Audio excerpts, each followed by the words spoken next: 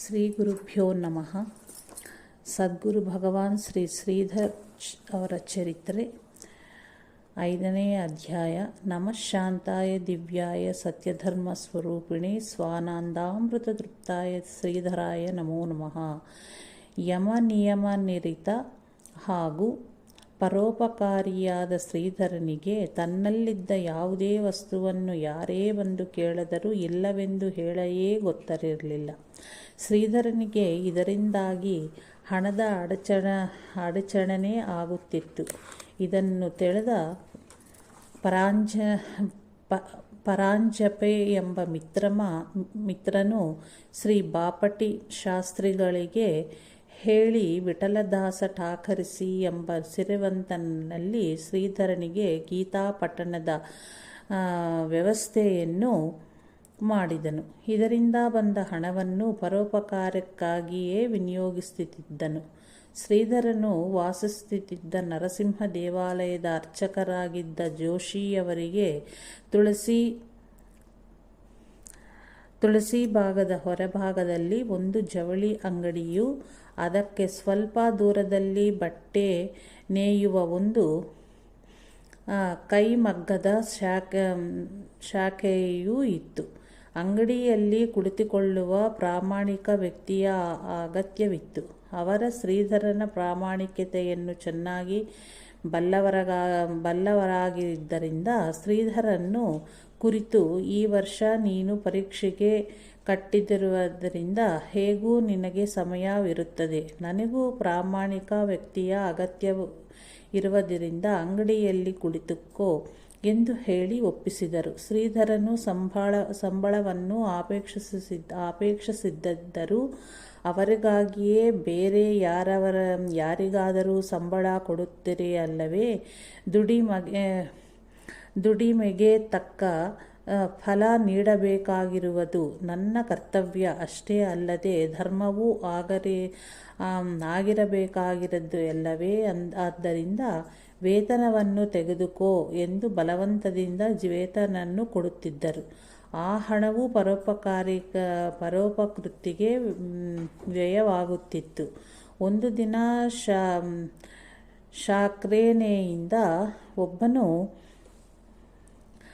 ಒಂದು ದಿನ ಕಾರ್ಖಾನೆಯಿಂದ ಒಬ್ಬನು ಅಂಗಡಿಗೆ ಓಡಿ ಬಂದು ಶ್ರೀಧರನ್ನು ಉದ್ದೇಶಿಸಿ, ಸ್ವಾಮಿ, ಸಹಾಯಕರು ಮೂರು ತಾನು ಧೋತರವನ್ನು ತೆಗೆದುಕೊಂಡು ಬಾ ಎಂದು ನನ್ನನ್ನು ಕಳಿಸಿದ್ದಾರೆ. ತಕ್ಷಣ ಕೊಡಿ ಎಂದನು. ಕೊಡಲು ತೊಂದರೆ ಏನೂ ಇಲ್ಲ, ಆದರೆ ಅವರಿಂದ ಚೀಟಿ ತರಲಿಲ್ಲವೇ? ಚೀಟಿ ತರಲು ಅವಕಾಶವಿರಲಿಲ್ಲ. ಕೂಡಲೇ ಕೊಡಿ ಎಂದು ಆ ವ್ಯಕ್ತಿ ಅವಸರಿಸಿದನು. ಅವನ ಮಾತಿಗೆ ಸಂದೇಹ ಪಡದೆ ಶ್ರೀಧರನು ಬಟ್ಟೆಯನ್ನು ಕೊಟ್ಟು ಕಳಿಸಿದನು. ಆ ವ್ಯಕ್ತಿ ಮೋಸಗೊಳಿಸಿದವನೆಂದು ನಂತರ ನಿಜ ವಿಷಯ ತಿಳಿಯಿತು. ಆ ಸಾಹುಕಾರ ಜೋಶಿಯವರು ಇನ್ನೊಂದಿಗೂ ನನ್ನ ಚೀಟಿ ಇಲ್ಲದೆ ಯಾರಿಗೂ ಏನೂ ಕೊಡಬೇಡ ಎಂದು ಸೂಚ್ಯವಾಗಿ ತಿಳಿಸಿದರು. ಶ್ರೀಧರನು ಆ ಬಟ್ಟೆಯ ಬೆಲೆಯನ್ನು ಜೋಶಿಯವರು ಬೇಡವೆಂದರೂ ಕೊಟ್ಟು ಮುಂದೆ ಕೆಲ ದಿನಗಳಲ್ಲೇ ಆ ಕೆಲಸದಿಂದ ನಿವೃತ್ತಿ ಹೊಂದಿದನು. ಈ ವರ್ಷ ಮೆಟ್ರಿಕ್ ಪರೀಕ್ಷೆಗೆ ಕುಳಿತುಕೊಳ್ಳುವುದರಿಂದ ತಪಶ್ಚರ್ಯೆಯೇ ಎಲ್ಲ, ಆದಷ್ಟು ಸಮಯವನ್ನು ವಿನಿಯೋಗಿಸಬೇಕು ಎಂದು ತೀರ್ಮಾನಿಸಿ ಈ ದಿವ್ಯ ಗ್ರಂಥದ ಮಹಾಪುರುಷ ಶ್ರೀಧರರು ಅದರಂತೆ ಆಚರಿಸುತ್ತಾ ಬಂದರು. ಮನೋಬೋಧ ದಾಸಬೋಧವನ್ನು ಓದಿ ಶ್ರೀರಾಮನಾಮವನ್ನು ಜಪವನ್ನು ಅಖಂಡವಾಗಿ ಮಾಡುತ್ತಿದ್ದರು. ಒಂದು ದಿನ ವಿಧವೆಯರ ಪುನರ್ವಿವಾಹವಾದ ಪ್ರಶ್ನೆ ಚರ್ಚೆಗೆ ಬಂದಾಗ, ವಿಧವಾ ಧರ್ಮವು ನಿವೃತ್ತಿ ಪ್ರಧಾನವಾಗಿದೆ. ನಿವೃತ್ತಿಯು ಮೋಕ್ಷಕ್ಕೆ ಸಾಕ್ಷಾತ್ ಸಾಧನವಾಗಿರುವುದು. ನನಗೆ ನಿವೃತ್ತಿ ಮಾರ್ಗವೇ ಇಷ್ಟವಾಗುವುದು. ನಾನು ನಿವೃತ್ತಿ ಮಾರ್ಗವನ್ನು ಅವಲಂಬಿಸಿ ಸಿದ್ಧನಾದರೆ ಅದೊಂದು ಮಾತೃ ಸೇವೆ ಎಂದು ತಿಳಿದು ಅವರಿಗೆ ಜ್ಞಾನ ವೈರಾಗ್ಯದ ಉಪದೇಶವನ್ನು ಮಾಡಿ ಅವರ ಉದ್ಧಾರಕ್ಕೆ ಕಂಕಣ ಬದ್ಧನಾಗುವೆ ಎಂದು ಶ್ರೀಧರರು ಹೇಳಿದರು. ಒಮ್ಮೆ ಶ್ರೀಧರರು ಕೆಲವು ಮಿತ್ರರೊಡನೆ ಪಾರ್ವತಿ ಎಂಬ ಬೆಟ್ಟಕ್ಕೆ ಹೋಗಿದ್ದರು.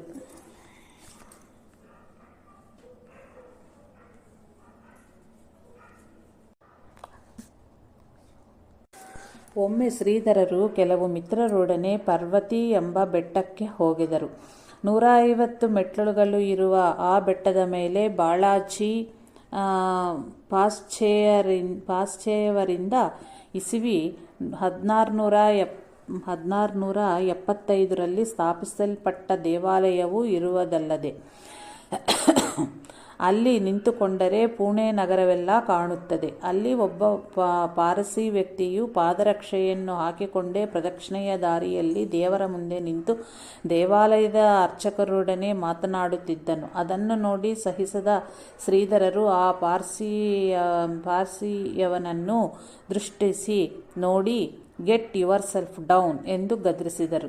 ಆ ಪಾರ್ಸಿ ವ್ಯಕ್ತಿಯು ಅಲ್ಲಿಂದ ಕೆಳಕ್ಕೆ ಧುಮುಕಿದರು. ಆಗ ಶ್ರೀಧರರು ಆ ಪಾರುಪತ್ಯಗಾರ ಅರ್ಚಕರನ್ನು ಕುರಿತು, ಸ್ವಾರ್ಥಪರಾಯಣರೂ ಡಂಭಾಚಾರ ನಿರತರೂ ಆದ ನಿಮ್ಮಂತಹವರಿಂದಲೇ ಧರ್ಮದ ಅವನತಿ ಆಗುತ್ತಿರುವುದು. ದೇವರ ಬಳಿ ಪಾದರಕ್ಷೆಯನ್ನು ಹಾಕಿಕೊಂಡು ಬರಬಾರದು ಎಂಬ ನಿಯಮವನ್ನು ಮಾಡಿರುವವರೂ ನೀವೇ. ಅದನ್ನು ಉಲ್ಲಂಘಿಸುತ್ತಿರುವವರಿಗೆ ಹಣದ ಆಸೆಯಿಂದ ಆಸ್ಪದ ಕೊಡುತ್ತಿರುವವರೂ ನೀವೇ ಎಂದು ಗುಡುಗಿದರು. ಆ ಪಾರ್ಸಿಯವನಲ್ಲಿಗೆ ಹೋಗಿ, ನಾವೆಲ್ಲ ನಮ್ಮ ಪಾದರಕ್ಷೆಯನ್ನು ಮಹಾದ್ವಾರದ ಆಚೆಯೇ ಬಿಟ್ಟು ಬಂದಂತೆ ನೀವು ಆಚರಿಸಿ ಎಂದು ಹೇಳಿದರು. ಶ್ರೀಧರರ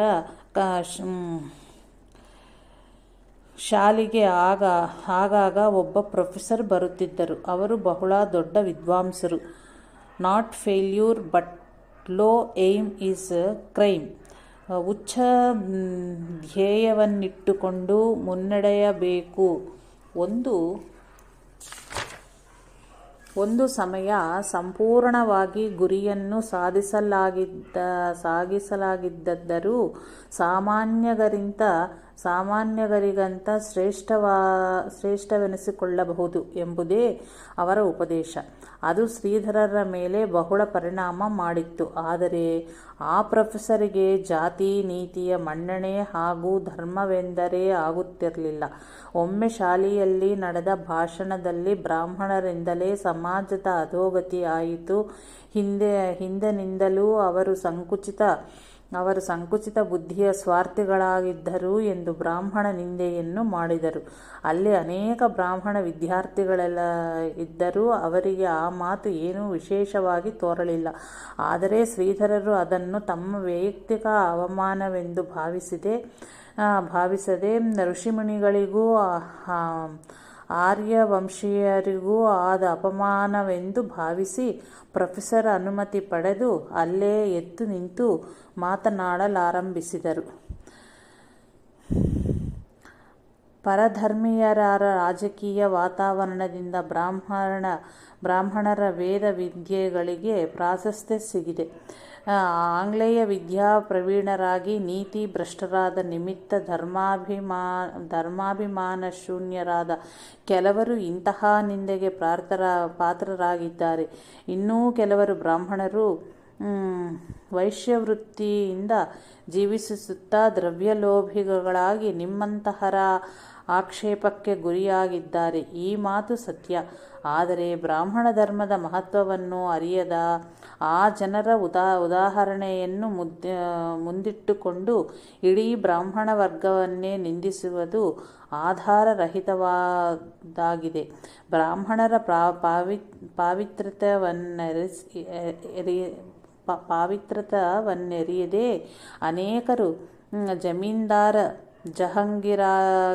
ಜಹೀರ್ದಾರ ಇದ್ದರೂ ನಿಮ್ಮ ತಿರಸ್ಕಾರಕ್ಕೆ ಅವಕಾಶ ಕೊಟ್ಟಿರುವರು. ಇಷ್ಟರಿಂದಲೇ ಪವಿತ್ರ ಪಾವನ ಋಷಿ ಮುನಿಗಳ ನಿಂದೆ ಮಾಡುವುದನ್ನು ಎಂದೂ ಸಹಿಸಲಾಗದು. ಅಮೆರಿಕಾದಲ್ಲಿ ಜರುಗಿದ ಸರ್ವಧರ್ಮ ಸಮ್ಮೇಳನದಲ್ಲಿ ಸ್ವಾಮಿ ವಿವೇಕಾನಂದರು ಕೂಡ ಪ್ರಥಮವಾಗಿ ವೇದ ಋಷಿ ಮುನಿಗಳ ಜಯಕಾರ ಮಾಡಿದರು. ಆ ಋಷಿ ಮುನಿಗಳ ಬ್ರಾಹ್ಮಣರಲ್ಲದೆ ಮತ್ಯಾರೂ ಅಲ್ಲ.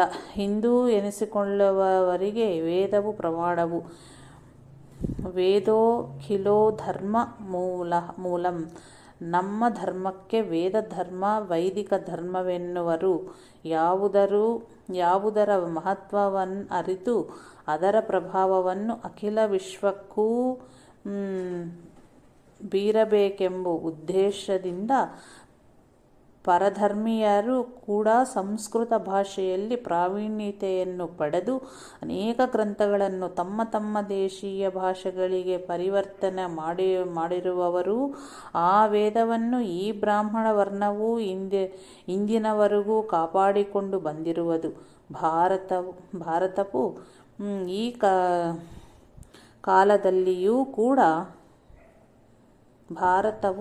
ಕಾಲದಲ್ಲಿಯೂ ಕೂಡ ಅದರ ಧನ್ಯತೆಗೋಸ್ಕರ ಅಖಿಲ ವಿಶ್ವದಲ್ಲಿ ಹೆಸರು ಪಡೆದಿದೆ. ಭಾರತದ ಹೊರಗಿನ ಅಖಿಲ ಮಾನವರಿಗೆ ಅದರ ಯೋಗದಿಂದ ನಿಜವಾದ ಜೀವನ ಧ್ಯೇಯವೂ ದೊರಕಿತು. ಬ್ರಾಹ್ಮಣರಿಗೆ ತಪೋಧನಾಃ ಎಂಬ ವಿಶೇಷಣ ಇರುವುದು. ತಪವೇ ಅವರ ಸಂಪತ್ತು. ಕಂದಮೂಲ ಫಲಗಳ ಮೇಲೆಯೇ ಅವರ ಜೀವನ ಸಾಗುತ್ತಿತ್ತು. ಅರಣ್ಯದ ಮಧ್ಯದಲ್ಲಿ ಪರ್ಣಕುಟೀರಗಳನ್ನು ಕಟ್ಟಿಕೊಂಡು ಜೀವನ ಮಾಡುತ್ತಿದ್ದರು. ಅವರ ಆಶ್ರಮಗಳಿಗೆ ಇರುವ ಮಹಾಶಾಲಾ ಎಂಬ ಬಿರುದನ್ನು ನೋಡಿದರೆ ಅವುಗಳಲ್ಲಿ ಸಾವಿರಾರು ವಿದ್ಯಾರ್ಥಿಗಳು ಕಲಿಯುತ್ತಿದ್ದರು ತಿಳಿದು ಬರುತ್ತದೆ. ವಿರಕ್ತಿ, ಪವಿತ್ರತೆ ಮತ್ತು ತಮ್ಮ ತಪಸ್ಸು ಸಾಮರ್ಥ್ಯಗಳಿಂದ ಅವರು ವೀರ ಕ್ಷತ್ರಿಯರಿಗೂ ಕೂಡ ಪೂಜ್ಯನೀಯರ ಅಂತ ಅನಿಸಿಕೊಂಡಿದ್ದರು. ಅವರ ಸಾಮರ್ಥ್ಯಗಳಿಂದ ಯಾರಿಗೂ ಏನೂ ಕಡಿಮೆ ಆಗುತ್ತಿರಲಿಲ್ಲ. ಬ್ರಾಹ್ಮಣರು ತ್ಯಾಗಮೂಲ ಧರ್ಮಶೀಲ ಪವಿತ್ರ ಆಚರಣೆಯಿಂದಲೂ ಯೋಗಾಭ್ಯಾಸ ಉಪಾಸನೆಗಳಿಂದಲೂ ಅಲೌಕಿಕ ಸಾಮರ್ಥ್ಯವನ್ನು ಪಡೆಯುತ್ತಿದ್ದರು. ಈ ಬ್ರಾಹ್ಮಣ ಸಮಾಜವು ಮಿಕ್ಕುಳಿದ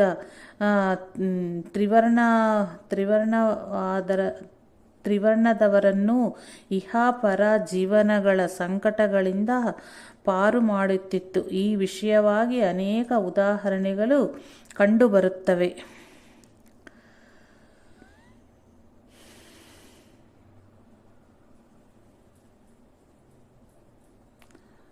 ಕ್ಷಮಾ, ದಮಃ, ತಪಃ, ಶೌಚ, ಕ್ಷಾಂತಿ, ರಾಜಪರ್ಮೇವ ಚ ಜ್ಞಾನಂ ವಿಜ್ಞಾನ ಸಮಾಖ್ಯಕಂ ಬ್ರಹ್ಮ ಕರ್ಮ ಸ್ವಭಾವಜಂ. ಭಗವದ್ಗೀತೆ. ಈ ಗೀತಾ ಶ್ಲೋಕದಲ್ಲಿ ಬ್ರಾಹ್ಮಣರ ಯಾವ ಸ್ವಾರ್ಥ ಪರಾಯಣತೆಯೂ ಕಂಡು ಬರುತ್ತದೆ. ಈ ಬ್ರಾಹ್ಮಣರ ಗುಣಗಳಲ್ಲಿ ಸಮಾಜಕ್ಕೆ ಹಾನಿಯಾಗುವ ಯಾವ ವಿಚಾರವಿದೆ? ಸ್ವೇ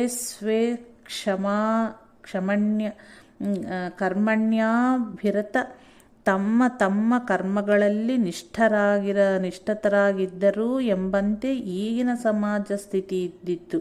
ಬ್ರಾಹ್ಮಣರು ತಮ್ಮ ಕರ್ಮವನ್ನೇ ನಡೆಸುತ್ತಿದ್ದರು ಎಂದ ಮೇಲೆ ಅದರಲ್ಲಿ ಅವರ ಸ್ವಾರ್ಥವೇನಿದೆ?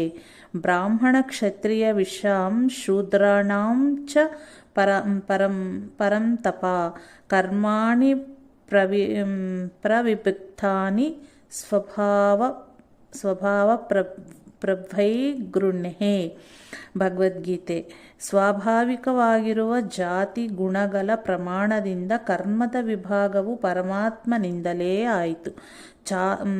ಚಾತುರ್ವರ್ಣ್ಯಂ ಮಯಾ ಸೃಷ್ಟಂ ಎಂದು ಪರಮಾತ್ಮನೇ ಹೇಳಿರುವನು. ಬ್ರಾಹ್ಮಣರ ಉತ್ಪತ್ತಿಯು ಪರಮಾತ್ಮನ ಮುಖದಿಂದಲೇ ಆಗಿದೆ. ಆದ್ದರಿಂದ ಅವರ ವಾಣಿಯು ಶುದ್ಧವಾಗಿರುವುದು.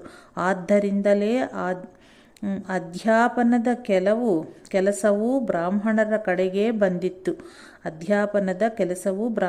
ಕಡೆಗೆ ಬಂದಿತ್ತು. ಉಪದೇಶವನ್ನು ಮುಖದಿಂದಲೇ ಮಾಡಬೇಕಾಗುತ್ತದೆ. ಭಗವಂತನ ಮೂಲಕ ಹೀಗೆ ಉಪದೇಶ ಮಾಡುವ ಪಾತ್ರೆಯು ಸಹಜವಾಗಿ ಬ್ರಾಹ್ಮಣರ ಪಾಲಿಗೆ ಬಂದಿರುವುದು. ಆದ್ದರಿಂದಲೇ ವರ್ಣಾನಾಂ ಬ್ರಾಹ್ಮಣೋ ಗುರುಹು ಎಂಬ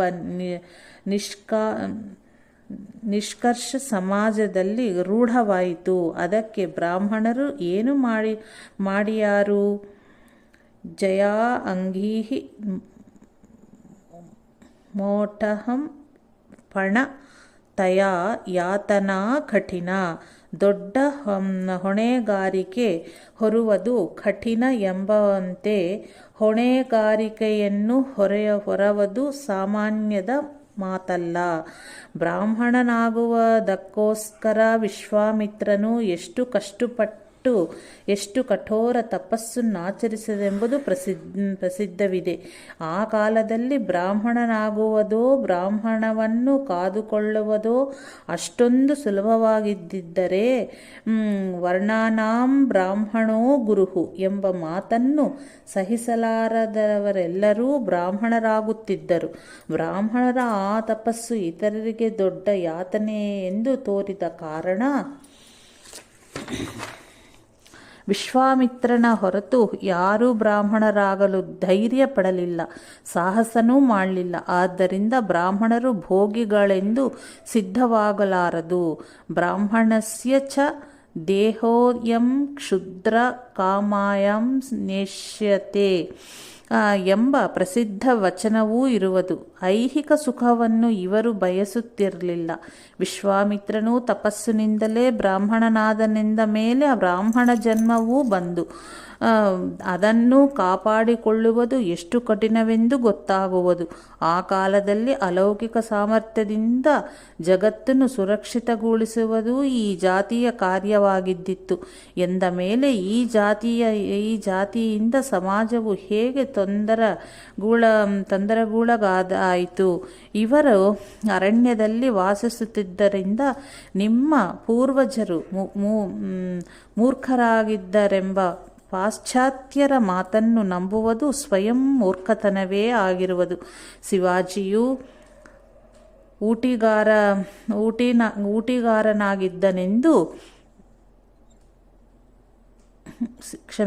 ಶಿವಾಜಿಯು ಲೂಟಿಗಾರನಾಗಿದ್ದನೆಂದು ಹೇಳಿ ಪಾಶ್ಚಾತ್ಯರು ನಮ್ಮ ಜನರನ್ನು ಕೂಡ ತಮ್ಮ ಕಡೆಗೆ ಎಳೆದುಕೊಂಡಿದ್ದು ಆಶ್ಚರ್ಯವೇ ಸರಿ.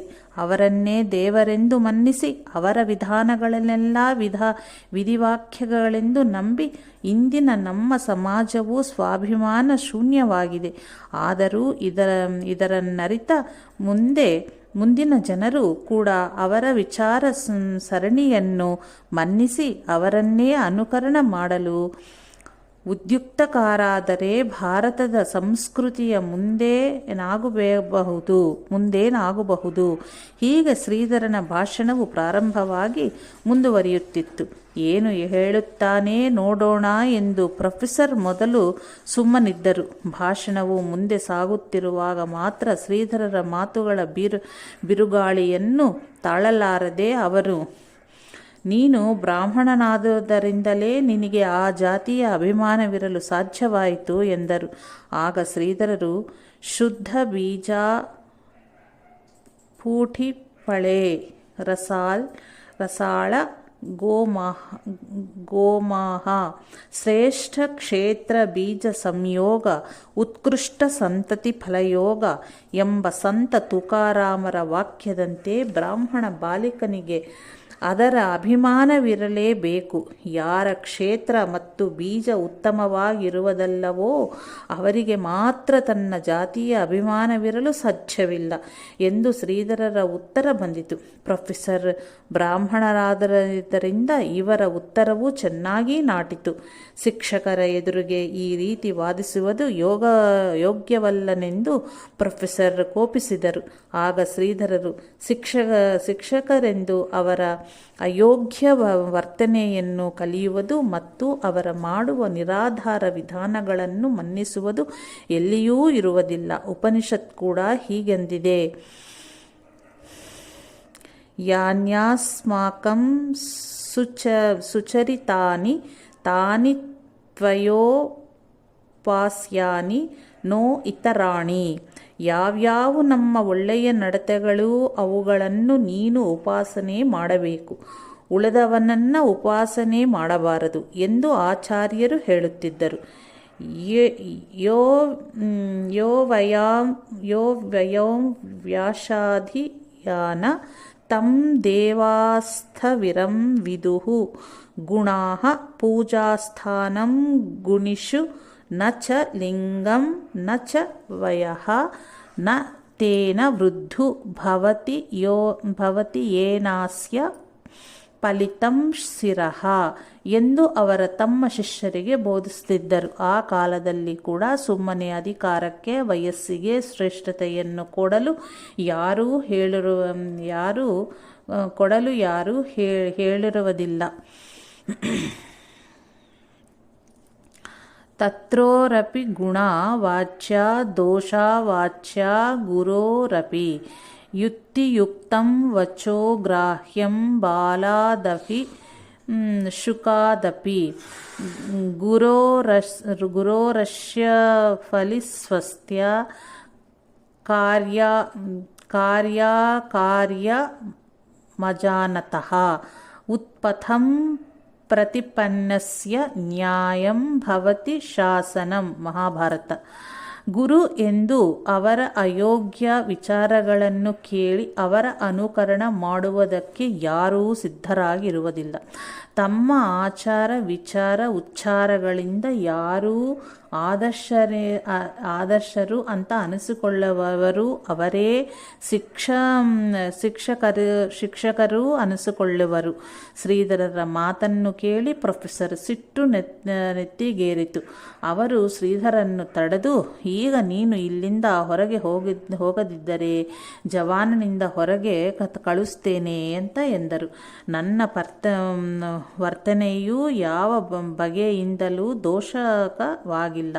ಉಪಾಧ್ಯಾಯರ ನಿರಾಧಾರವಾದ ಮಾತನ್ನು ಸಹಿಸಲಾಗದೆ ಅವರನ್ನು ಪ್ರಶ್ನಿಸುವ ಸಂದರ್ಭ ಒದಗಿತು. ಶಿಕ್ಷಕರ ದುರ್ಬೋಧನೆಯು ವಿದ್ಯಾರ್ಥಿಗಳ ಮೇಲೆ ಪರಿಣಾಮಕಾರಿಯಾಗುವುದನ್ನು ಸಹಿಸಲಾರದೆ ನಾನು ಸತ್ಯವನ್ನು ಎಲ್ಲರ ಮುಂದಿಟ್ಟನು. ಇರಲಿ, ಉಪಾಧ್ಯಾಯರು ಬೋಧಿಸುತ್ತಿದ್ದ ಅಧರ್ಮ ಅನೀತಿಗಳನ್ನು ಅಲ್ಲಗಳೆದು ಸತ್ಯ ಧರ್ಮ ನೀತಿಗಳನ್ನು ಅಳವಡಿಸಿಕೊಂಡು ಭಕ್ತ ಪ್ರಹ್ಲಾದನಂತೆ ನಾನು ಆದರ್ಶಪ್ರಾಯನಾದೆನು.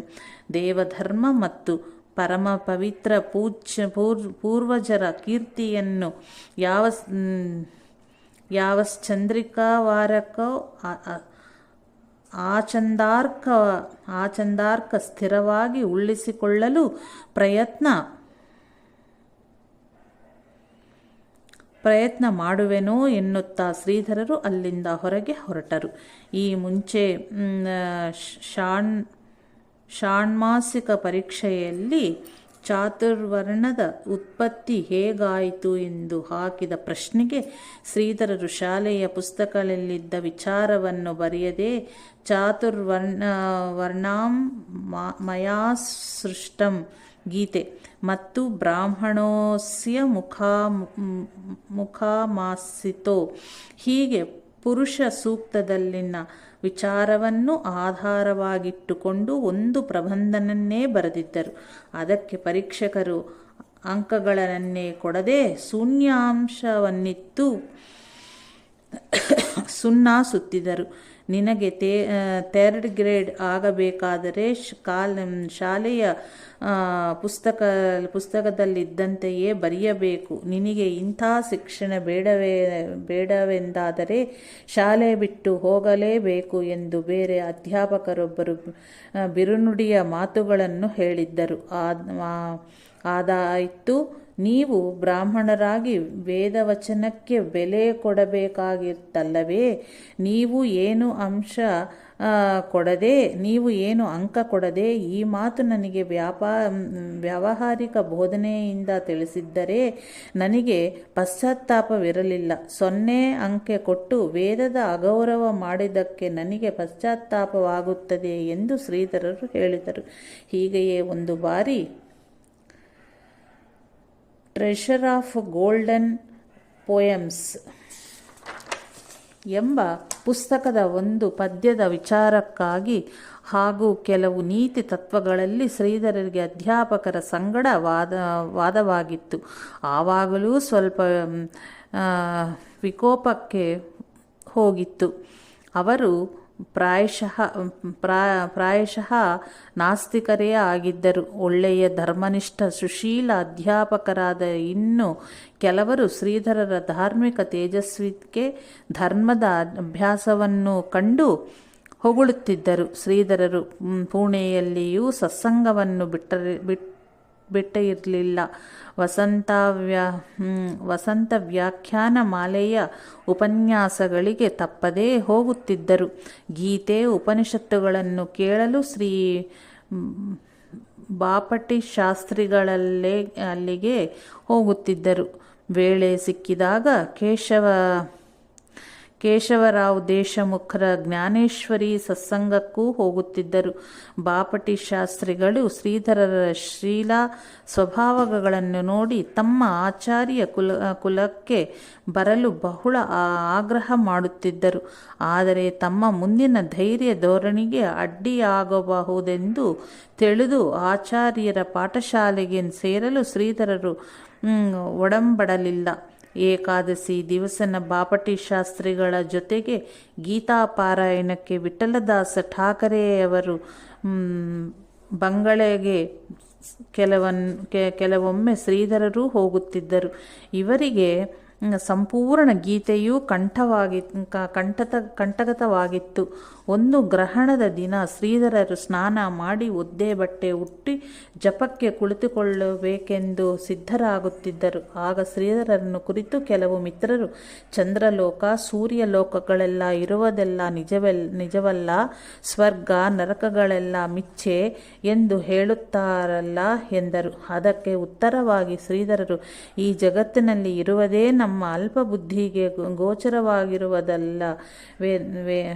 ಗೋಚರವಾಗುವುದಿಲ್ಲವೆಂದಾದ ಮೇಲೆ ಜಗತ್ತಿನಿಂದ ಹೊರತಾಗಿರುವರನ್ನು ನಾವು ಹೇಗೆ ನಿರ್ಣಯಿಸಬಲ್ಲವು? ಭೌತಿಕ ಸಂಶೋಧನೆಗಳಿಗೆ ಹೇಗೆ ಭೌತಿಕ ಪದಾರ್ಥಗಳು ಅಥವಾ ಇಂದ್ರಿಯ ಶಕ್ತಿಗಳು ಸಹಾಯಕಾರಿಯಾಗಿವೆಯೋ ಹಾಗೆಯೇ ಋಷಿ ಮುನಿಗಳಿಗೆ ಅಲೌಕಿಕ ಅತೀಂದ್ರಿಯ ಯೌಗಿಕ ಶಕ್ತಿಗಳ ಸಹಾಯವೂ ಇತ್ತು. ನಮ್ಮ ಪೂರ್ವಜರು ಇವೆಲ್ಲಕ್ಕೂ ಕಾರಣಭೂತನಾದ ಸರ್ವಜ್ಞನಾದ ಪರಮಾತ್ಮನ ಸಾಕ್ಷಾತ್ಕಾರ ಪಡೆದು ಅರಿತುಕೊಳ್ಳುತ್ತಿದ್ದರು. ಇದಕ್ಕೆ ಅಂತರ್ದೃಷ್ಟಿ ಅಥವಾ ಜ್ಞಾನದೃಷ್ಟಿ ಎಂದು ಹೆಸರು. ನಮ್ಮ ಪೂರ್ವಜರು ದಿವ್ಯ ದೃಷ್ಟಿಯಿಂದ ನೋಡಿ ಬರೆದಿಟ್ಟಿರುವುದನ್ನು ಈಗ ನಾವು ಅಲ್ಲಗಳೆಯುತ್ತಿದ್ದೇವೆ.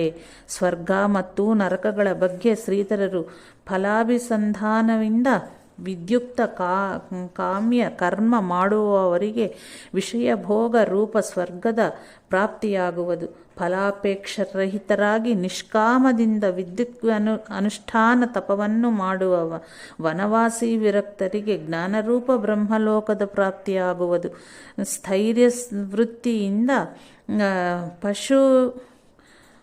ಪಶುವಿನಂತನಾಗಿ ನಿಷಿದ್ಧ ಕರ್ಮವನ್ನು ಮಾಡುವವರಿಗೆ ಶಿಕ್ಷಾತ್ಮಕವಾದ ಯಾವುದಾದರೊಂದು ಲೋಕ ಇರಬೇಕಾಯಿತು. ಆ ಲೋಕಕ್ಕೆ ನರಕ ಎನ್ನುವರು. ಹಸತ ಕರ್ಮ ಕರಾದ್ವೆ ಭೋಗಾವೇ ರಡತ ತೇಜಿ ಢರಿಣಾಮಿ. ಮರಾಠಿ ಗಾದೆ. ನಗುತ್ತಾ ಕರ್ಮ ಮಾಡುತ್ತಾನೆ, ಅದರ ಪರಿಣಾಮವಾಗಿ ಅಳುತ್ತಾ ಅದನ್ನು ಅನುಭೋಗಿಸುತ್ತಾನೆ ಎಂದು ಶ್ರೀಧರರು ಅಭಿಪ್ರಾಯಪಟ್ಟರು. ವಿದ್ಯಾರ್ಥಿ ಶ್ರೀಧರರ ಪ್ರೌಢ ಪ್ರವಚನ. ವಿದ್ಯಾರ್ಥಿ ಶ್ರೀಧರರ ಧರ್ಮಾಭಿಮಾನ ದ್ಯೋತಕವಾದಂತಹ ಒಂದು ಪ್ರವಚನ ಹೀಗಿದೆ. ಈವಾಗ ಈ ರಾಜ್ಯದಲ್ಲಿ ಹಾರುವ ನುಸಿಯೂ ಸಹ ಜಾತಿಯ ಜನ್ಮದಿಂದಲ್ಲ ಕರ್ಮದಿಂದ ಸನಾತನ ಧರ್ಮದ ವರ್ಣಾದಿಗಳ ಸಂಕುಚಿತ ಭಾವನೆ ಇಟ್ಟುಕೊಂಡು ನಡೆಯಬೇಡಿ ಎಂದು ಗಾನ ಮಾಡುತ್ತಾ ಹಾರುವಂತೆ ಕಂಡುಬರುತ್ತದೆ. ಜಾತಿಯು ಕರ್ಮದಿಂದಲ್ಲ ಜನ್ಮದಿಂದಿರುವುದು.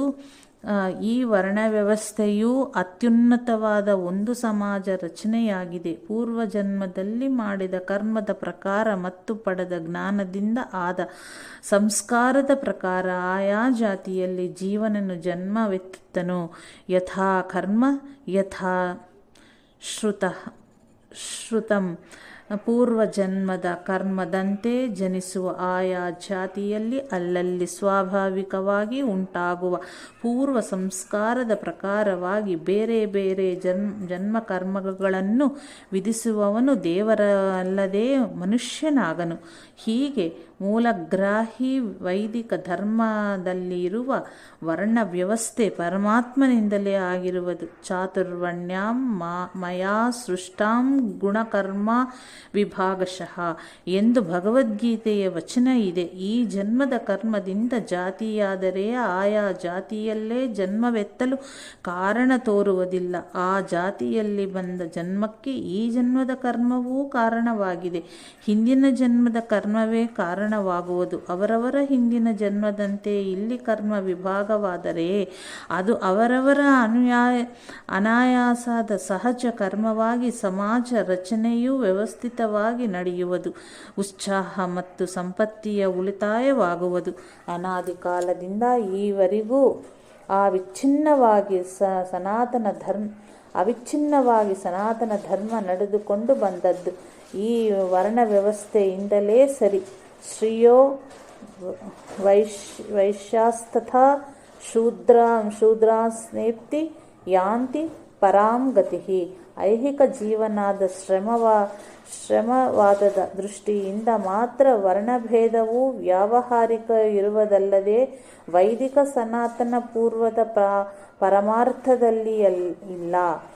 ಪರಮಾರ್ಥ ದೃಷ್ಟಿಯಿಂದ ಎಲ್ಲರೂ ಸರಿಸಮಾನರೇ. ನಿತ್ಯ ವಿವೇಕ ವೈರಾಗ್ಯ ಪರಮಾತ್ಮನ ಭಕ್ತಿ ನಾಮಸ್ಮರಣೆ ಮತ್ತು ಮುಕ್ತಿ ಇವುಗಳ ಬಗ್ಗೆ ಎಲ್ಲರಿಗೂ ಮುಕ್ತ ದ್ವಾರವಿದೆ. ತನ್ನ ಜನ್ಮ ಸಾರ್ಥಕ ಮಾಡಿಕೊಳ್ಳುವ ಅಧಿಕಾರದ ವಿಷಯದಲ್ಲಿ ವರ್ಣ ವ್ಯವಸ್ಥೆ ಯಾವಾಗಲೂ ಅಡ್ಡಿ ಬರುವುದಿಲ್ಲ. ನಮ್ಮ ಅತ್ಯುನ್ನತವಾಗಿರುವ ಧರ್ಮಗ್ರಂಥಗಳು ಪ್ರತಿಯೊಬ್ಬ ಮನುಷ್ಯನಿಗೂ ನೀನು ಅದ್ವಿತೀಯ ಪರತತ್ವ ರೂಪವಾದ ಆನಂದ ಘನ ಬ್ರಹ್ಮವೇ ಆಗಿದ್ದೀಯೆ ಎಂದು ತತ್ವಮಸ್ಯಾದಿ ವಾಕ್ಯಗಳಿಂದ ಬೋಧಿಸುವವು. ಸಮಾಧಿಯ ಅಭ್ಯಾಸಕ್ಕೆ ಕುಳಿತಾಗ ಹಾಗೂ ಪಾರಮಾರ್ಥಿಕವಾಗಿ ಅಂತರ್ಬಾಹ್ಯದಲ್ಲಿ ವ್ಯವಹರಿಸುವಾಗ ಅಂತರಂಗದಲ್ಲಿ ಭಾವನೆಯಿಂದ ಅದ್ವೈತವನ್ನಿಟ್ಟುಕೊಂಡು ವ್ಯಾವಹಾರಿಕ ಜೀವನದಲ್ಲಿ ಶಾಸ್ತ್ರೀಯ ದ್ವೈತವನ್ನು ಆಶ್ರಯಿಸಿ ನಡೆದುಕೊಳ್ಳಬೇಕೆಂದು ನಮ್ಮ ಧರ್ಮಗ್ರಂಥಗಳ ಮತ್ತು ಪೂರ್ವಾಚಾರ್ಯರ ಹೇಳಿಕೆ ಇದೆ. ಭಾವಾದ್ವೈತಂ ಸದಾ ಕುರ್ಯಾತ್ ಕ್ರಿಯಾದ್ವೈತಂ ನ ಕಹಿಚಿತ್. ವ್ಯಾವಹಾರಿಕ ಜೀವನದ ಧರ್ಮಕರ್ಮಗಳಲ್ಲಿ ಪೂರ್ವ ಜನ್ಮದ ಸಂಸ್ಕಾರಗಳಿಂದ ಬಂದಿರುವ ಜಾತಿ ಭೇದವನ್ನು ಇಟ್ಟುಕೊಂಡು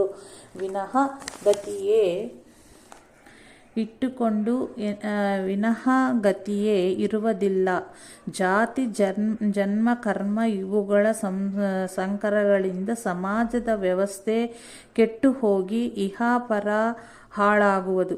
ಆದ್ದರಿಂದ ನಮ್ಮ ಧರ್ಮ ಮತ್ತು ವರ್ಣ ವ್ಯವಸ್ಥೆ ಸರಿಯಾಗಿವೆ. ಗುಣಾಃ ಪೂಜಾ ಸ್ಥಾನಂ ಗುಣಿಷು ನಚ ಲಿಂಗಂ ನಚಯ ವ್ಯಹ. ಗುಣಿದ ಗೌರವ ನಮ್ಮ ಧರ್ಮದಲ್ಲಿ ಇಲ್ಲವೆಂದಲ್ಲ. ಗುಣಗಳೇ ಪೂಜಾಸ್ಥಾನವಾಗಿರುವವು. ಗುಣಿಗಳಲ್ಲಿ ಜಾತಿ ವಯೋಮಾನಾದಿಗಳಿಂದ ಕನಿಷ್ಠ ಭಾವವಿದ್ದರೂ ಅವುಗಳನ್ನು ಗಮನಿಸಬಾರದೆಂದು ಹೇಳಲಾಗಿದೆ. ಯವಾಶ್ಯದಿಯಾನಸ್ಥಾಂ ದೇವಾಃ ಸ್ಥವಿರಂ ವಿದುಃ. ವಿದ್ಯಾವಂತನು ಚಿಕ್ಕವನಾದರೂ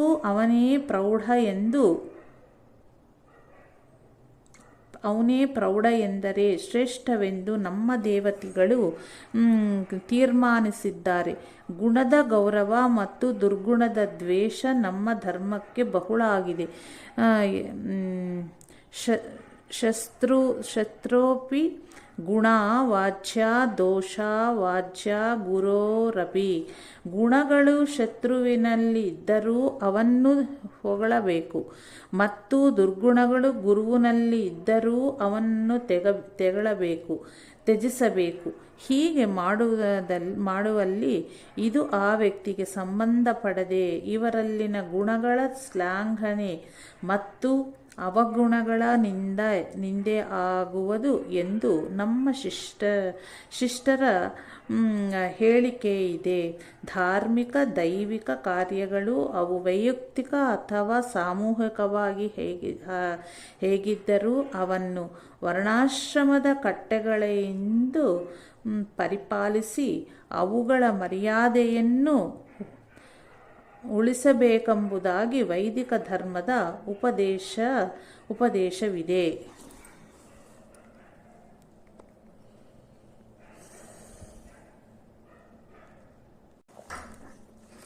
ಭೂತದಯೆಗೆ ನಮ್ಮ ಧರ್ಮದಲ್ಲಿ ಅಗ್ರಸ್ಥಾನವಿದೆ. ಬ್ರಾಹ್ಮಣರ ನಿತ್ಯ ಕರ್ಮದಲ್ಲಿ ಒಳಿಪಡುವ ವೈಶ್ವದೇವದಲ್ಲಿ ಮೊದಲು ದೇವತೆಗಳಿಗೆ ಆಹುತಿಗಳನ್ನು ಹಾಕಿ ಕೊನೆಯಲ್ಲಿ ಕಾಕಬಲಿಯನ್ನು ಬ್ರಾಹ್ಮಣ ಗೃಹಸ್ಥರು ಊಟದ ಮೊದಲೇ ಹಾಕುವರು. ಇದು ಬಲಿಯ ಇಚ್ಛೆಯಿಂದ ತಿರುಗಾಡುವ ಗಣಗಳು, ಪತಿತರು, ಚಂಡಾಲರು, ಕಾಗೆ, ಶ್ವಾನಾದಿಗಳು ಇವರಿಗಾಗಿ ಅನ್ನ ಕೊಡುವ ವಿಧಿ. ಇದು ಭೂತದೆಯನ್ನು ತೋರಿಸುವುದಿಲ್ಲವೇ? ಕಾಕಬಲಿಯ ನಂತರ ಅತಿಥಿ ಮಾಕಾಂಕ್ಷೇತಃ ಎಂದು ಧರ್ಮಶಾಸ್ತ್ರ ಹೇಳುವುದು.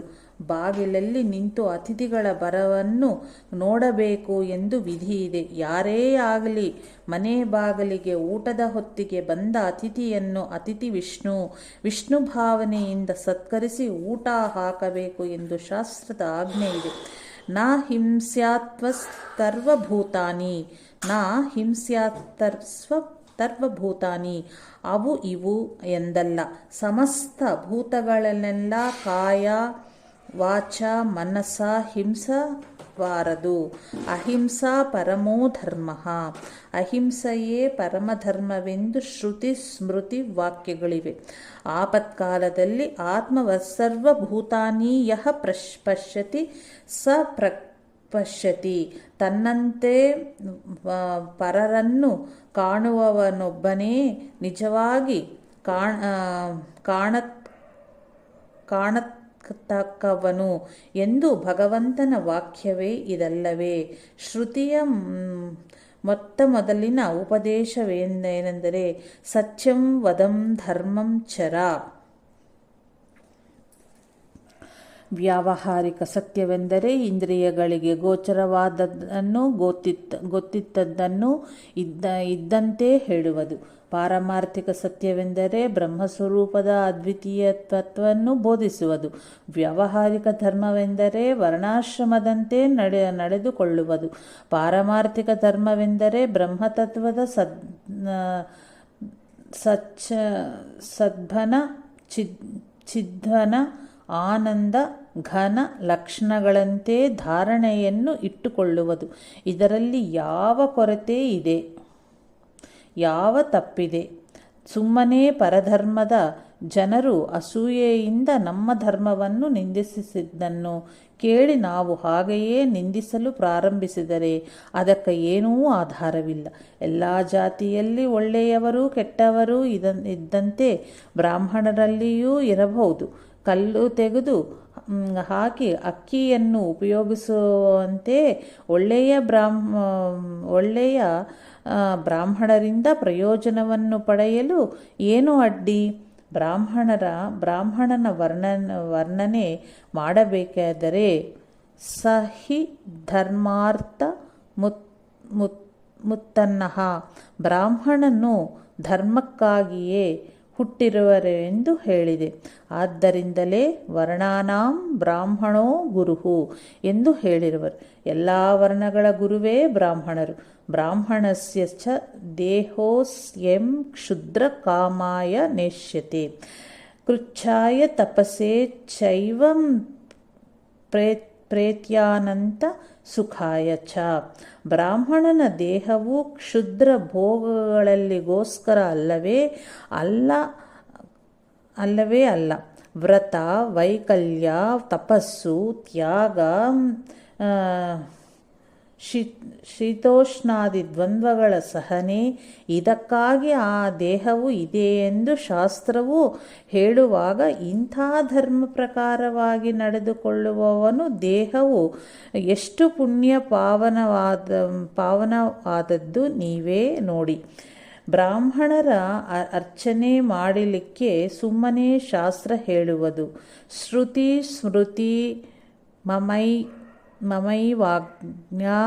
ಶ್ರುತಿ ಸ್ಮೃತಿಗಳೆಂದರೆ ನಾನೇ ವಿಧಿಸಿದ ಆಜ್ಞೆಗಳಾಗಿವೆ ಎನ್ನುವುದು ಭಗವಂತನ ವಾಕ್ಯ. ಆದ್ದರಿಂದಲೇ ಯಃ ಶಾಸ್ತ್ರವಿಧಿ ಮುಸ್ಯಾಜ್ಯ ವರ್ತತೆ ಕಾಮಕಾರತಃ ನ ಸ ಸಿದ್ಧಿಮಾಪ್ನೋತಿ ನ ಸುಖಂ ನ ಪರಾಂ ಗತಿಂ. ಭಗವದ್ಗೀತೆ ಎಂದು ಗೀತೆ ಹೇಳುವುದು. ಶಾಸ್ತ್ರವಿಧಿಗಳೆಲ್ಲ ಉಲ್ಲಂಘಿಸಿ ಮನುಬಂದಂತೆ ನಡೆದುಕೊಳ್ಳುವವನಿಗೆ ಇಲ್ಲಿಯೂ ಸುಖ ಒದಗದು, ಸತ್ತ ಮೇಲಂಕೂ ಇಲ್ಲವೇ ಇಲ್ಲ ಎಂದು ಈ ವಾಕ್ಯದ ಅರ್ಥವಲ್ಲವೇ? ಇದನ್ನು ವಿಚಾರ ಮಾಡಿ ಆಚರಣೆಯಲ್ಲಿ ತಂದು ಸುಖಿಗಳಾಗರಿ. ಹೀಗೆ ಹೇಳಿ ವಿರಮಿಸಿದರು.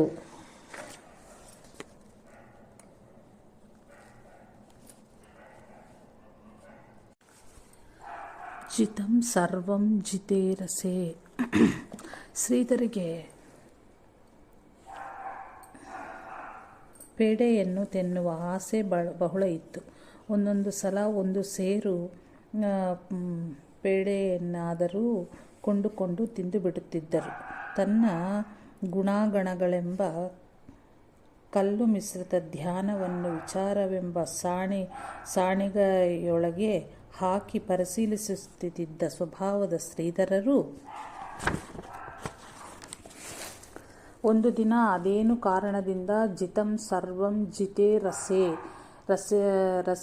ರಸನೇಂದ್ರಿಯವನ್ನು ಗೆದ್ದವನು ಎಲ್ಲವನ್ನೂ ಗೆದ್ದದಂತೆ ಎಂಬ ಭಾಗವತ ವಾಕ್ಯವು ಸ್ಮರಣೆಗೆ ಬಂದು ತಮ್ಮ ಆ ಜಿಹ್ವಚಾಪಲ್ಯವನ್ನು ತೊಡೆದು ಹಾಕಲು ನಿಶ್ಚಯಿಸಿದರು. ಆಗ ಅವರು ಒಂದು ಸೇರು ಪೇಡೆಯನ್ನು ತಂದು ದೇವರಿಗೆ ನೈವೇದ್ಯ ಮಾಡಿ, ದೇವರಲ್ಲಿ, ಹೇ ಪ್ರಭು, ಜಿಹ್ವಚಾಪಲ್ಯವು ನನ್ನ ವೈರಾಗ್ಯ ಪರಮಾರ್ಥ ಸಾಧನೆಗೆ ವಿಘ್ನಕಾರಿಯಾದ್ದರಿಂದ ಈ ಜಿಹ್ವಚಾಪಲ್ಯವನ್ನು ತೊಲಗಿಸು ಎಂದು ಪ್ರಾರ್ಥಿಸಿದರು. ಆಮೇಲೆ ಆ ಪೇಡೆಗೆ ಅಷ್ಟೇ ಗೋಮಯವನ್ನು ಸೇರಿಸಿ ಚೆನ್ನಾಗಿ ಬೆರೆಸಿ ತಿನ್ನಲು ಆರಂಭಿಸಿದರು. ಆಗ ಹೇ ಮನಸ್ಸೇ, ನಿನಗೆ ಪೇಡೆಯನ್ನು ತಿನ್ನಲು ಎಷ್ಟು ಆಸಕ್ತಿ ಅಭಿರುಚಿಯೋ ಅದರಂತೆಯೇ ಈಗಲೂ ಇದನ್ನೇ ತಿನ್ನು ಎನ್ನುತ್ತಾ ಒಂದೊಂದೇ ಗ್ರಾಸವನ್ನು ಬಾಯಿಯೊಳಗೆ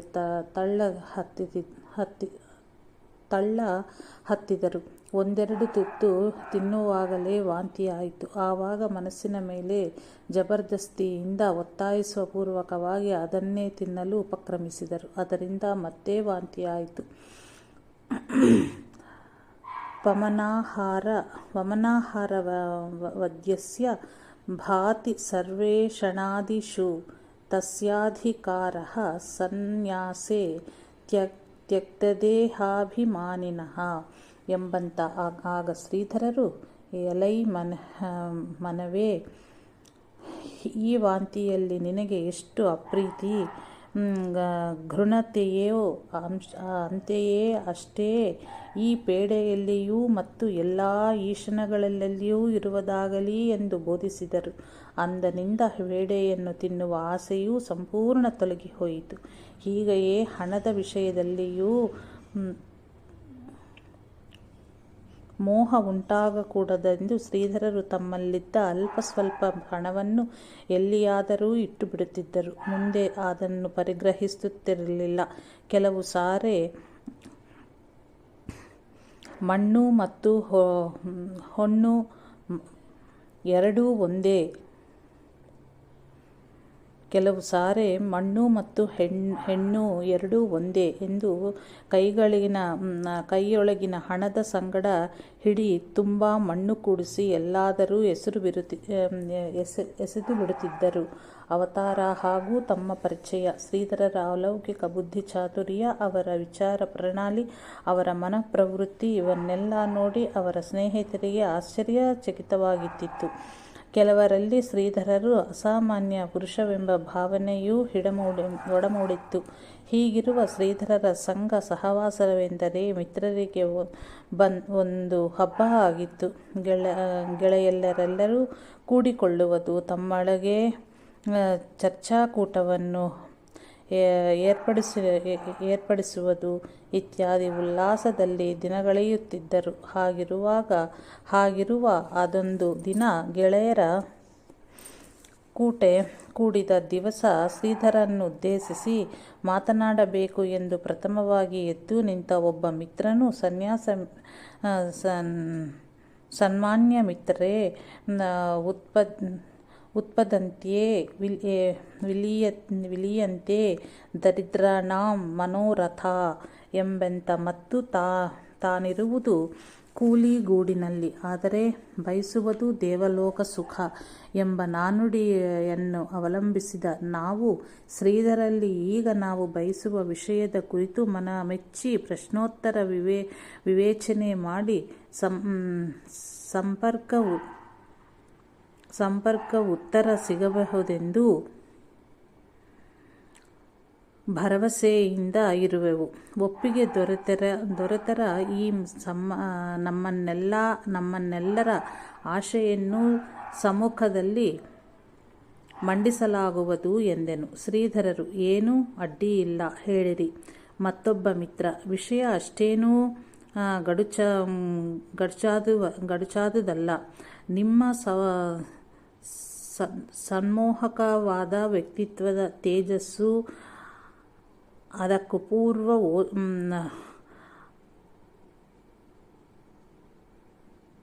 ಅದಕ್ಕೂ ಪುಟ ಓಜಸ್ಸು ಇತ್ಯಾದಿಗಳನ್ನು ಕಂಡ ನಮಗೆ ತಮ್ಮ ಪೂರ್ವ ವೃತ್ತಾಂತ, ಜನ್ಮ ಕರ್ಮದ ವೃತ್ತಾಂತವನ್ನು ಕೇಳಿ ತಿಳಿಯಬೇಕು ಎಂಬ ಕುತೂಹಲ ಉಂಟಾಗಿದೆ. ಆದರೆ ಒಮ್ಮೆಲೇ ತಮ್ಮ ಮುಂದೆ ಹೇಗೆ ಭಿನ್ನಿಸುವುದು ಎಂದು ಯೋಚಿಸುತ್ತಾ ಸುಮ್ಮನಿರುತ್ತಿದ್ದೆವು. ಇಂದು ನಾವೆಲ್ಲ ನಿಶ್ಚಯಿಸಿ ನಮ್ಮ ಹೃದಯದ ಕೋರಿಕೆಯನ್ನು ತಮ್ಮ ಮುಂದೆ ಭಿನ್ನಯಿಸಿದ್ದೇವೆ. ಹೇಳಬರುವಂತಹದ್ದನ್ನು ಅದನ್ನು ಕೇಳಲು ನಾವು ಅಧಿಕಾರಿಗಳು ಆದಲ್ಲಿ ತಮ್ಮ ವಾಕ್ಸುಧಾಧಾರೆಯಿಂದ ನಮ್ಮ ತೃಷ್ಣೆಯನ್ನು ಶಾಂತಗೊಳಿಸಬೇಕಾ ಎಂದು ವಿನ್ನಪಿಸಿಕೊಂಡರು. ಶ್ರೀಧರರು ಅವರ ಕುತೂಹಲ ಹಾಗೂ ಲವಲವಿಕೆಯನ್ನು ನೋಡಿ ತಮ್ಮ ತಾಯಿಯವರಿಂದ ಕೇಳಿದ ಕೆಲವು ವಿಷಯಗಳೊಂದಿಗೆ ಹೇಳಕೂಡಗಿಡಿದರು. ದತ್ತಾತ್ರೇಯನ ಅನುಗ್ರಹ ಕೃಪಾಪ್ರಸಾದದಿಂದ ನೀನು ಜನ್ಮವೆತ್ತಿರುವಿ ಎಂದು ಹೇಳಿದ ತಾಯಿಯವರ ನುಡಿಯನ್ನು ವಿಶ್ವವಂದ್ಯವಾಗಿ ಬಾಳುವನು ಎಂಬ ಜ್ಯೋತಿರ್ವಿದ್ವಾಂಸರಾದ ಅಣ್ಣವರ ನುಡಿಯನ್ನು, ಬಾಲ್ಯದ ಇತರ ಹಲವು ಘಟನೆಗಳನ್ನೂ ಗೆಳೆಯರ ಕಿವಿಗೆ ಹಾಕಿದರು. ಕೇಳುತ್ತಾ ಹೋದಂತೆಲ್ಲ ಆ ಮಿತ್ರರ ಉತ್ಸುಕತೆಯೂ ಹೆಚ್ಚಾಗಿತ್ತು. ಅದನ್ನೆಲ್ಲ ಕೇಳಿ ಎಷ್ಟೋ ದಿವಸಗಳಿಂದ ಇವರ ಸಹವಾಸದಲ್ಲಿ ಇದ್ದು ವ್ಯವಹರಿಸಿದ ರೀತಿ ನೀತಿಗಳನ್ನು ಕಣ್ಣಾರೆ ಕಂಡಿದ್ದ ಇನ್ನೊಬ್ಬ ಮಿತ್ರನು ಎದ್ದು ನಿಂತು ತಮ್ಮ ಮಿತ್ರ ಸಮೂಹವನ್ನು ಉದ್ದೇಶಿಸಿ, ಸರಿ, ಶ್ರೀಧರರು ದೈವಾಂಶ ಸಂಭೂತರೇ ಎಂಬುದರಲ್ಲಿ ಸ್ವಲ್ಪವೂ ಸಂಶಯಕ್ಕೆ ಕೆಡಲಿಲ್ಲ. ಅದಕ್ಕೆ ಅವರ ಪೂರ್ವ ವೃತ್ತಾಂತವೇ ಸಾಕ್ಷಿಯಾಗಿರುವುದು. ಇವರ ಈಗಿನ ಮನಃಪ್ರವೃತ್ತಿಯೂ ಕೂಡ ಅದನ್ನೇ ಸೂಚಿಸುತ್ತಿರುವುದು. ಆದ್ದರಿಂದ ಶ್ರೀಧರ ಪತಕಿ ಶ್ರೀಧರ ದೇಗಾಲುಕರ್ ಎಂಬ ದೃಷ್ಟಿಯಿಂದ ನೋಡುತ್ತಿದ್ದ ಇವರನ್ನು ಪರಮಾತ್ಮ ಸ್ವರೂಪವೆಂಬ ದೃಷ್ಟಿಯಿಂದಲೇ ನಾವೆಲ್ಲರೂ ಇನ್ನು ಮುಂದೆ ಕಾಣುವುದು ಉಚಿತವಾಗಿಯೇ ಎಂದು ಅನೇಕ ರೀತಿಯಲ್ಲಿ ಹೇಳಿ ಕುಳಿತುಕೊಂಡನು. ಅಷ್ಟರಲ್ಲಿ ಎದ್ದು ನಿಂತು ಮತ್ತೊಬ್ಬ ಮಿತ್ರನು, ಶ್ರೀಧರರು ದೈವಾಂಶ ಸಂಭೂತರೇ ಆಗಿದ್ದಲ್ಲಿ ಆ ಬಗೆಯ ತಮ್ಮ ಸಾಮರ್ಥ್ಯವೇನನ್ನು ತೋರಿಸಿದರಲು ಕಾರಣವೇನು? ಇವರು ನಿಜವಾಗಿಯೂ ಪರಮಾತ್ಮನಾಗಿದ್ದಲ್ಲಿ ಕ್ಷಣ ನಿಮಿಷದಲ್ಲಿ ಅಖಿಲ ಜಗತ್ತಿನ ದುಃಖವನ್ನು ನೀಗಿಸಿ ಆನಂದಮಯವನ್ನಾಗಿ ಮಾಡಬಹುದಿತ್ತಲ್ಲ. ಆದ್ದರಿಂದ ಈ ನಿಮ್ಮ ಮಾತು ಸಹಜವಾಗಿ ಒಪ್ಪತಕ್ಕದ್ದಲ್ಲವಾಗಿದೆ ಎಂದು ಖಂಡಿತವಾದಿಯಾಗಿ ನುಡಿದನು.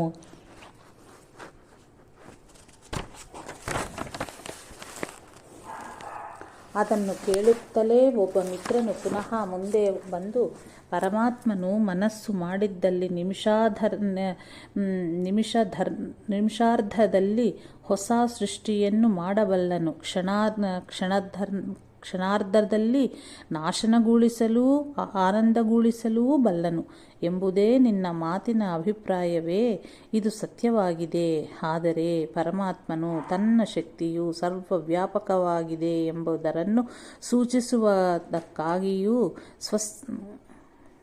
ಸ್ವಸಾಮರ್ಥ್ಯದಿಂದ ಸರ್ವವೂ ಪರಮಾತ್ಮ ಪದವನ್ನು ಸೇರಬಲ್ಲರೆಂದು ಸ್ಪಷ್ಟಪಡಿಸುವುದಕ್ಕಾಗಿಯೂ ಮಾನವ ರೂಪದಿಂದ ಅವತರಿಸುತ್ತಾನೆ. ಸ್ವಸಾಮರ್ಥ್ಯನ್ನು ಜ್ಞಾಪಕದಲ್ಲಿಟ್ಟುಕೊಂಡೇ ಸಾಮಾನ್ಯ ಮನುಷ್ಯರಂತೆ ವ್ಯವಹಾರದಲ್ಲಿ ನಟಿಸ್ತಾನೆ. ಪುರಾಣ ಇತಿಹಾಸಗಳನ್ನು ನೋಡಿದರೂ ನಮಗೆ ಈ ವಿಷಯ ಕಂಡುಬರುವುದು.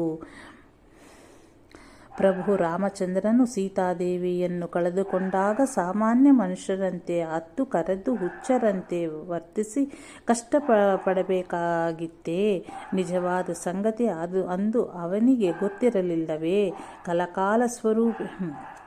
ಕಾಲಕಾಲ ಸ್ವರೂಪಿಯಾದ ಆತನು ಕಣ್ಣು ಮುಚ್ಚಿ ತೆಗೆಯುವುದರೊಳಗಾಗಿ ಜಗತ್ತಿನ ಸೃಷ್ಟಿಸ್ಥಿತಿ ಲಯಗಳಿಗೆ ಕಾರಣಕರ್ತನಾಗಿರುವಾಗ ಸಮುದ್ರಕ್ಕೆ ಸೇತುವೆ ಕಟ್ಟುವ ಪರಿಶ್ರಮವೇ ಯಾಕೆ ಬೇಕಾಗಿತ್ತು?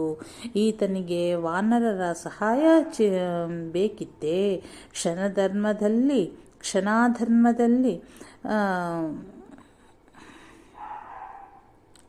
ಕ್ಷಣಾರ್ಧದಲ್ಲಿ ರಾವಣನ್ನು ಕೊಂದು ಸೀತಾದೇವಿಯನ್ನು ತರಲು ಆತನಿಗೆ ಸಾಧ್ಯವಾಗುತ್ತಿರಲಿಲ್ಲವೇ? ಆದರೂ ಹಾಗೆ ಮಾಡದಿರಲು ಕಾರಣವೇನು? ಇವೆಲ್ಲವನ್ನೂ ಸೂಕ್ಷ್ಮವಾಗಿ ಪರ್ಯಾಲೋಚಿಸಬೇಕಾಗಿದೆ. ಶ್ರೀಕೃಷ್ಣನ ಉದಾಹರಣೆ ತೆಗೆದುಕೊಂಡರೂ ಇದೇ ಮಾತು ಕಂಡುಬರುವುದು. ಅವನು ಕಂಸನ ವಧೆಯನ್ನು ಒಂದೇ ಚಿಟಿಕೆಯಿಂದ ಮೊದಲೇ ಮಾಡಬಹುದಾಗಿತ್ತು. ಆದರೆ ಹಾಗ ಮಾಡಲಿಲ್ಲ. ಅದೆಲ್ಲಕ್ಕೂ ಕಾಲಾವಕಾಶವಿದೆ ಎಂಬುದನ್ನರಿತು ಕಂಸನ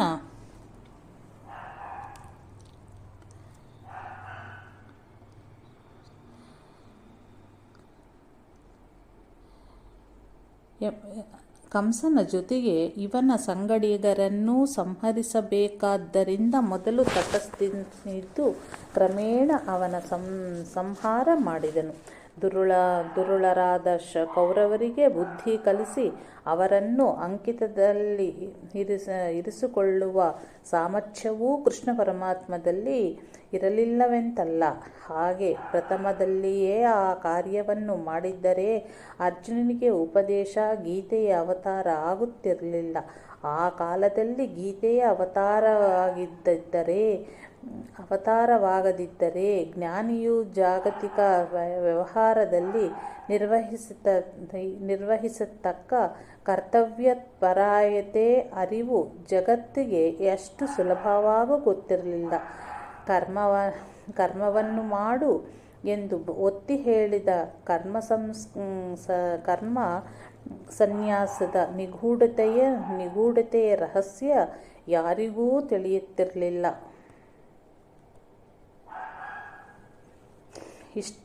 ಇಷ್ಟೆಲ್ಲ ಮಹಾತ್ಮರವನ್ನು ನೆರವೇರಿಸುವ ಸದುದ್ದೇಶವನ್ನಿಟ್ಟುಕೊಂಡೇ ಆ ಪರಮಾತ್ಮನು ತನ್ನ ಸಾಮರ್ಥ್ಯವನ್ನು ಮೊದಲು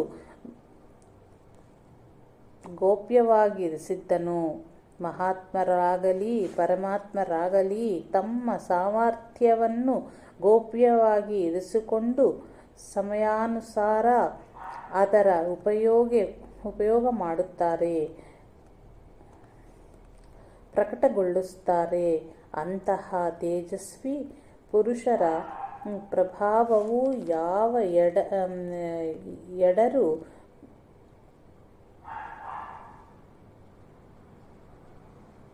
ತೋಡಗರುಗಳಿಂದಲೂ ತಡೆಯಲ್ಪಟ್ಟದೆ.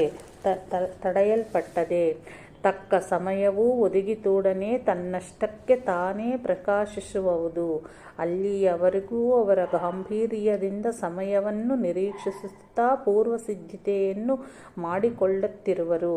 ಇದು ಪ್ರತಿಭಾಶಾಲಿಗಳ ಲಕ್ಷಣವಾಗಿರುವುದು ಎಂದು ಹೇಳಿ ತನ್ನ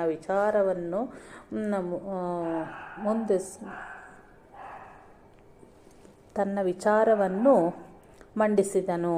ಮಿಕ್ಕ ಗೆಳೆಯರೆಲ್ಲರೂ ಸಾವಧಾನದಿಂದ ಇದನ್ನು ಕೇಳುತ್ತಾ ಕುಳಿತಿದ್ದರು. ಆಗ ಇನ್ನೊಬ್ಬ ಮಿತ್ರನು ಎದ್ದು ನಿಂತು, ಸ್ನೇಹಿತರೆ, ನಿಮ್ಮೆಲ್ಲರ ಸಂಭಾಷಣೆಯು ಗಮನಾರ್ಹವಾಗಿದೆ. ಸರಿ, ಹೇಗೆ ಇರಲಿ, ಒಳ್ಳೆಯದನ್ನೇ ಯೋಚಿಸುವುದು ನಮ್ಮ ಕರ್ತವ್ಯವು. ನಮ್ಮ ಶ್ರೀಧರರು ಜಗತ್ಪ್ರಭುವಾಗಿ ಬಾಳಿ ಅಖಿಲ ಜಗತ್ತಿನಲ್ಲಿಯೂ ಶಾಂತಿ ಸುಖ ಸಾಮ್ರಾಜ್ಯವನ್ನು ಸ್ಥಾಪಿಸುವುದೆಂದರೆ ನಮಗೆಲ್ಲ ಸಂತೋಷದ ಸಂಗತಿಯೇ ಸರಿ ಎನ್ನುವಾಗ ಆ ಮಾತಿಗೆ ಕೆಲವರು ಹೌದರೆಂದು ಧ್ವನಿಗೊಡಿಸಿದರು. ಹೌದು ಅಂತ ಧ್ವನಿಗೊಡಿಸಿದರು. ಉಳಿದವರೆಲ್ಲರೂ ಅನುಮಾನಿಸಿದರು. ಶ್ರೀಧರರು ಗಂಭೀರತೆಯಿಂದ ಇವನ್ನೆಲ್ಲ ಲಾಲಿಸುತ್ತಾ ಕುಳಿತಿದ್ದರು. ಮಿತ್ರರೆಲ್ಲರ ಸಂಭಾಷಣೆ ಮುಗಿತು. ಅವರೆಲ್ಲರೂ ಈ ವಿಷಯವಾಗಿ ಶ್ರೀಧರರ ಸಮ್ಮುಖದಿಂದ ಏನಾದರೂ ಹೊರಡುವುದೇ ಎಂದು ಕುತೂಹಲಿಗಳಾಗಿದ್ದು, ಶ್ರೀಧರರ ಮುಖದಿಂದ ಹೊರಸೂಸುವ ಅಮೃತ ನುಡಿಗಳನ್ನೇ ಚಾತಕ ಪಕ್ಷಿಗಳಂತೆ ನಿರೀಕ್ಷಿಸುತ್ತಿದ್ದರು.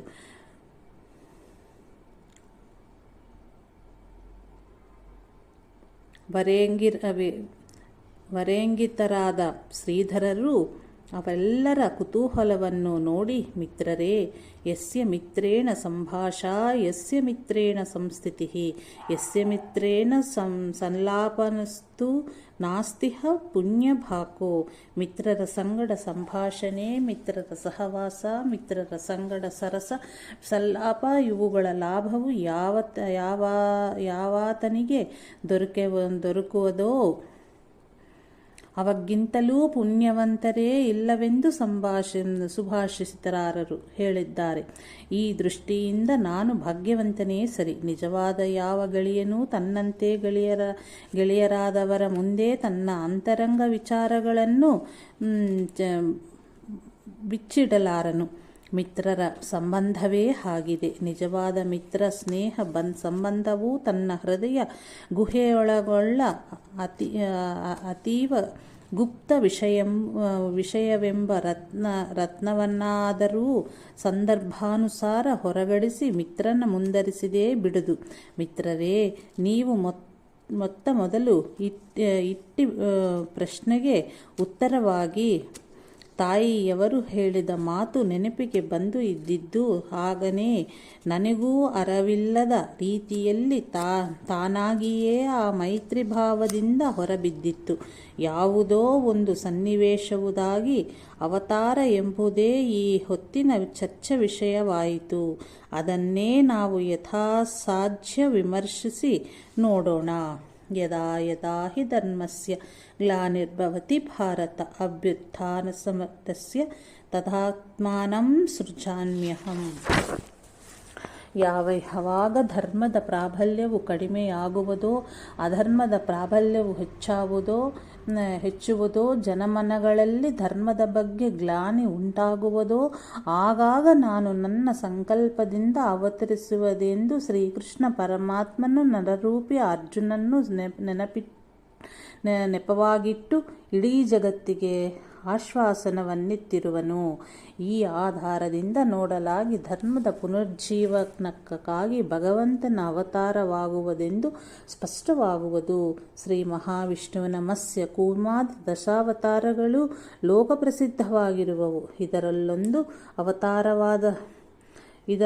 ಅವತಾರವಾದ ಶ್ರೀಕೃಷ್ಣನು ಭಗವಂತನ ಪೂರ್ಣಾವತಾರವಾಗಿರುವನು. ಭಗವಂತನು ಬ್ರಹ್ಮ ವಿಷ್ಣು ರುದ್ರ ಹೀಗೆ ಈ 3 ರೂಪದಿಂದ ಕ್ರಮವಾಗಿ ಉತ್ಪತ್ತಿ ಸ್ಥಿತಿ ಲಯಾದಿ ಕಾರ್ಯಗಳನ್ನು ಮಾಡುವನೆಂದು ಶಾಸ್ತ್ರಗಳಲ್ಲಿ ಹೇಳಲ್ಪಟ್ಟಿದೆ. ಧಾರಣಾತ್ ಧರ್ಮ, ಸೃಷ್ಟಿಯಾದದ್ದನ್ನು ಯಾವುದು ಧರಿಸುವುದೋ ಎಂದರೆ ರಕ್ಷಿಸುವುದೋ ಅದೇ ಧರ್ಮವು. ಸತ್ವಗುಣ ವಿಶಿಷ್ಟನಾದ ಶ್ರೀ ಮಹಾವಿಷ್ಣುವಿನ ಉಪಾಧಿ ಕಾರ್ಯವೂ ರಕ್ಷಣೆಯೇಯದಾಗಿದ್ದು ಆತನಿಗೆ ಧರ್ಮ ಪುರುಷನೆಂಬ ಅನ್ವರ್ಥಕ ಹೆಸರು ಸಲ್ಲುವುದು. ತನ್ನ ಪಾಲನೆಯಲ್ಲಿದ್ದ ಜಗತ್ತಿನ ಧರ್ಮವು ಮಾಸಿ ಹೋದಾಗ ಅದನ್ನು ಮತ್ತೊಮ್ಮೆ ಉಜ್ವಲಗೊಳಿಸುವ ಅವತಾರವನ್ನು ತಾಳುವನೆಂಬಲ್ಲಿ ಈ ಮಾತು ಯುಕ್ತವಾಗಿಯೂ ತೋರಿ ಬರುವುದು. ಧರ್ಮೋ ಧರ್ಮ ವಿವರ್ಧನಃ. ಧರ್ಮನೆಂತಲೂ ಧರ್ಮವನ್ನು ಬೆಳೆಸುವಂತಲೂ ಅವನಿಗೆ ಈ ಕಾರಣದಿಂದಲೇ ಈ ಹೆಸರುಗಳು ಬಂದಿರುವುದು.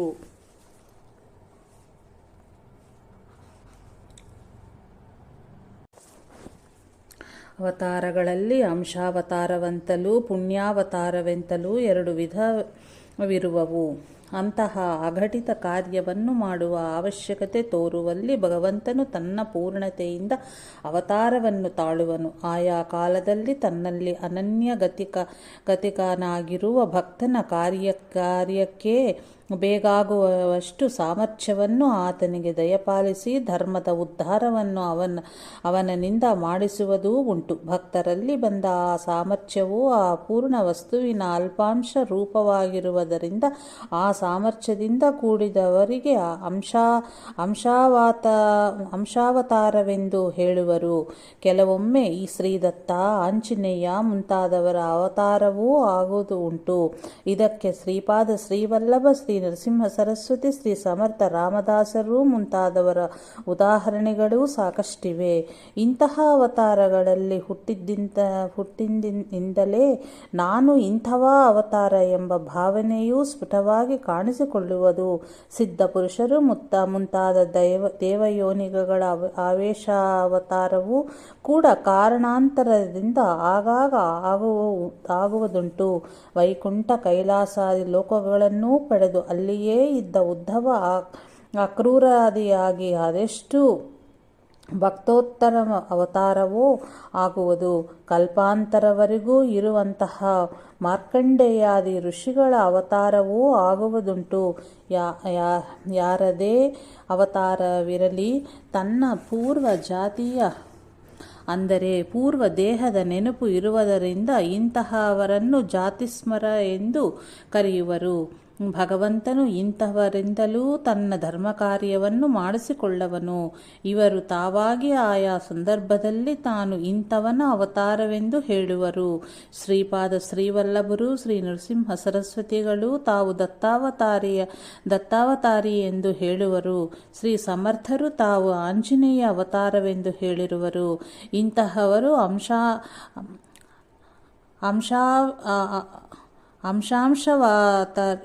ಅಂಶಾವತಾರಿಗಳು. ಉತ್ತರ ದೇಶದ ಕೆಲವು ಸಾಧುಗಳ ತಾನು ಸಿದ್ಧರಲ್ಲಿ ಒಬ್ಬನು. ಇಂತಹ ದೇವಯೋನಿ ನನ್ನದಾಗಿದೆ ಎಂದು ಅವರವರ ಭಕ್ತರಿಗೆ ಹೇಳಿದ್ದನ್ನು ಈಗಲೂ ಆಯಾ ಸಂಪ್ರದಾಯವರು ನೆನಪಿಗೆ ತಂದುಕೊಂಡು ಇವರ ಚರಿತ್ರೆಯನ್ನು ಭಕ್ತಿ ಪ್ರೇಮಗಳಿಂದ ಹೇಳಿ ಪ್ರಚುರಪಡಿಸುತ್ತಿದ್ದು ಆಗಾಗ ಕೇಳಿ ಬರುವುದು. ಶ್ರೀ ತುಕಾರಾಮು, ನಾವು ವೈಕುಂಠವಾಸಿಗಳು, ಧರ್ಮ ಕಾರ್ಯಕ್ಕೋಸ್ಕರವೇ ಬಂದಿರುತ್ತೇವೆ. ಋಷಿ ಮುನಿಗಳ ಹೇಳಿಕೆಯಂತೆ ಶಾಸ್ತ್ರರೀತ್ಯ ನಾವು ನಡೆದು ಜನರಿಗೆ ಬೋಧಿಸುವುದೇ ನಮ್ಮ ಕಾರ್ಯ ಎಂದು ತಮ್ಮ ಅಂದಿ ವೈಕುಂಠವಾಸಿ ಅಲೋ ಯಾಚ ಕಾರಣಾಸಿ ಎಂಬ ಅಭಂಗದಲ್ಲಿ ಹೇಳಿರುವುದು ಸರ್ವಶ್ರುತವಿದೆ. ತುಳಸಿದಾಸರು ವಾಲ್ಮೀಕಿಯ ಅವತಾರವೆಂದು ಹೇಳುವರು. ಅವರವರ ಅಧಿಕಾರದ ಪ್ರಕಾರ ಅವರವರು ಧರ್ಮ ಕಾರ್ಯಗಳನ್ನು ಮಾಡುವರು. ಇಂಥವರಿಗೆ ಧರ್ಮ ಕಾರ್ಯ ಮಾಡಲು ಆ ಭಗವಂತನು ಜ್ಞಾಪಿಸುವನು ಎಂದರೆ ತನ್ನ ಅಂಶರೂಪವಾದ ಸಾಮರ್ಥ್ಯವನ್ನು ಅವರಿಗೆ ಕೊಟ್ಟು ಅವರಿಂದ ಧರ್ಮ ಕಾರ್ಯಗಳನ್ನು ಮಾಡಿಸಿಕೊಳ್ಳವನು. ಪತಿತ ಪಾವನ ಜೈದಾಸ ತೇಹಿ ಪಾವನ ಶರಿತಿ ಕರಿತಿ ಜಗಾಸ. ಪತಿತ ಪಾವನಾದ ಪರಮಾತ್ಮನ ದಾಸರು ಕೂಡ ಜಗತ್ತನ್ನು ಉದ್ಧರಿಸುವರೆಂದು ಶ್ರೀ ಸಮರ್ಥರು ಹೇಳಿರುವರು. ಬ್ರಾಹ್ಮಣ ಕುಲದಲ್ಲಿ ಜನಿಸಿದರೂ ಆಚಾರ್ಯರು ಧರ್ಮಸ್ಥಾಪಕರು ಎಂದು ಹೇಳಿಸಿಕೊಳ್ಳುವರು. ಇತರ ಜಾತಿಗಳಲ್ಲಿ ಹುಟ್ಟಿದವರು ತಮ್ಮ ತಮ್ಮ ವರ್ಣಧರ್ಮಕ್ಕೆ ಅನುಗುಣವಾಗಿ ಆಚರಣೆಯನ್ನು ಇಟ್ಟುಕೊಂಡು ಯೋಗ ಭಕ್ತಿ ಜ್ಞಾನ ಮುಂತಾದ ಮೋಕ್ಷ ಮಾರ್ಗ ಸಾಧನದ ಪ್ರವರ್ತಕರಾಗುವರು. ಮತ್ತು ಆ ಕಾಲದಲ್ಲಿ ಬ್ರಾಹ್ಮಣ ಕುಲದಲ್ಲಿ ಜನಿಸಿದ ಮುಖ್ಯ ಧರ್ಮೋದ್ಧಾರಕನಿಗೆ ಇವರು ಸಹಾಯ ಮಾಡುವರು. ಇವರು ಜನರಿಗೆ ತಮ್ಮ ತಮ್ಮ ವರ್ಣದ ಪ್ರಕಾರ ಆಚರಿಸಲು ಬೋಧಿಸುವರು. ಅಚಿನುತಿ ಚ ಶಾಸ್ತ್ರ ಧರ್ಮಾಚಾರೇ ಸ್ಥಾಪಯತ್ಯಪಿ ಸ್ವಯಮಾಚರತೆ ಯಸ್ಯಾದಾಚಾಯಸ್ಥೇನ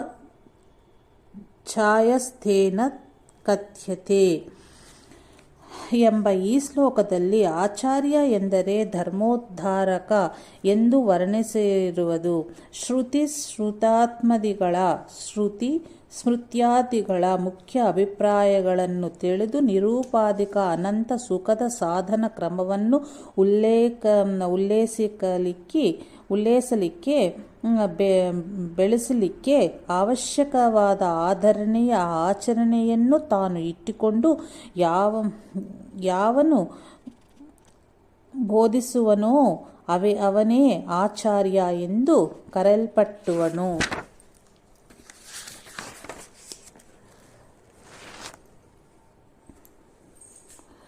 ಆಚಾರ್ಯೋ ವೇದ ಸಂಪನ್ನೋ ವಿಷ್ಣುಭಕ್ತೋ ವಿಮತ್ಸರಃ ಮಂತ್ರಜ್ಞೋ ಮಂತ್ರಭಕ್ತಶ್ಚ ಸದಾ ಮಂತ್ರಾಶ್ರಯ ಶುಚಿಃ ಎಂಬಂಥ ಶಾಸ್ತ್ರೀಯ ನಿರ್ದಿಷ್ಟ ಆಚರಣೆ ಶ್ರುತಿ ಶಾಸ್ತ್ರ ಪ್ರಾವೀಣ್ಯ ಬೋಧಕ ಶಕ್ತಿ ಆದರಣೀಯ ಸ್ವಭಾವ ನಿರ್ವಿಕಾರತೆ ಸಮತ್ವ ದಯಾಪರ್ವತ ಎಲ್ಲಕ್ಕಿಂತಲೂ ಮುಖ್ಯವಾಗಿ ಆತ್ಮಾನುಭವ ಇವುಗಳಿಂದ ಆಚಾರ್ಯನು ಅಲಂಕೃತನಾಗಿರುವನು. ಇವನ ನಡೆ ನುಡಿ ನೋಟಗಳಿಂದ ಜನರಿಗೆ ಇವನು ಆದರ್ಶನಾಗಿರುವನು. ಇಂತಹವನೇ ಧರ್ಮೋದ್ಧಾರಕನೆಂದು ಪೂಜಿಸಲ್ಪಟ್ಟವನು. ಧರ್ಮಸ್ಥಾಪನಾಚಿ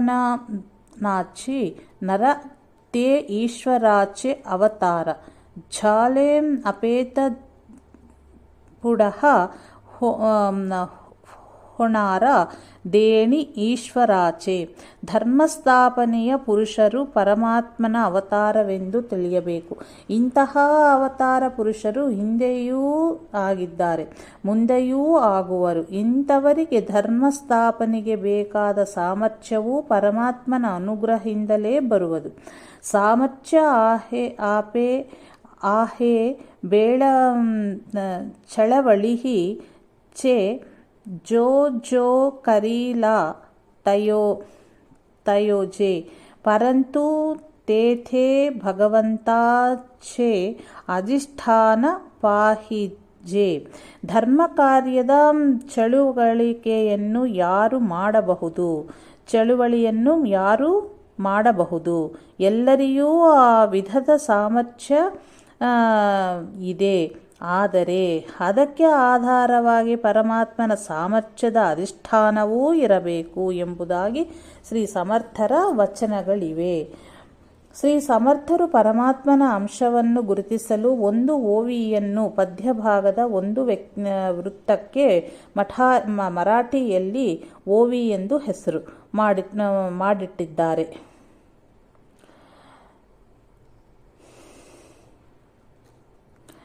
ಜೇಸ್ತತಂತಿ ಚೇ ಪುರುಷಃ ತೇ ಪರಮೇಶ್ವರಾಚೇ ಅಂಶ ಧರ್ಮಸ್ಥಾಪನೆ ಚ ಪದ್ಯಾತ್ಸ ತೇಥೇಭಿವಸೆ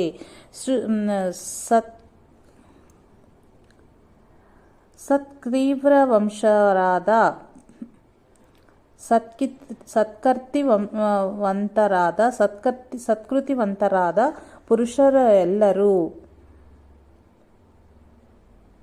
ಸತ್ಕೀರ್ತಿ ವಂಶರಾದ ಪುರುಷರೆಲ್ಲರೂ ಪರಮಾತ್ಮನ ಅಂಶ. ಧರ್ಮಸ್ಥಾಪನೆಯ ಹವ್ಯಾಸವು ಅಂಥವರಲ್ಲಿಯೇ ಇರುತ್ತದೆ ಎಂದು ಇದರ ಅರ್ಥ.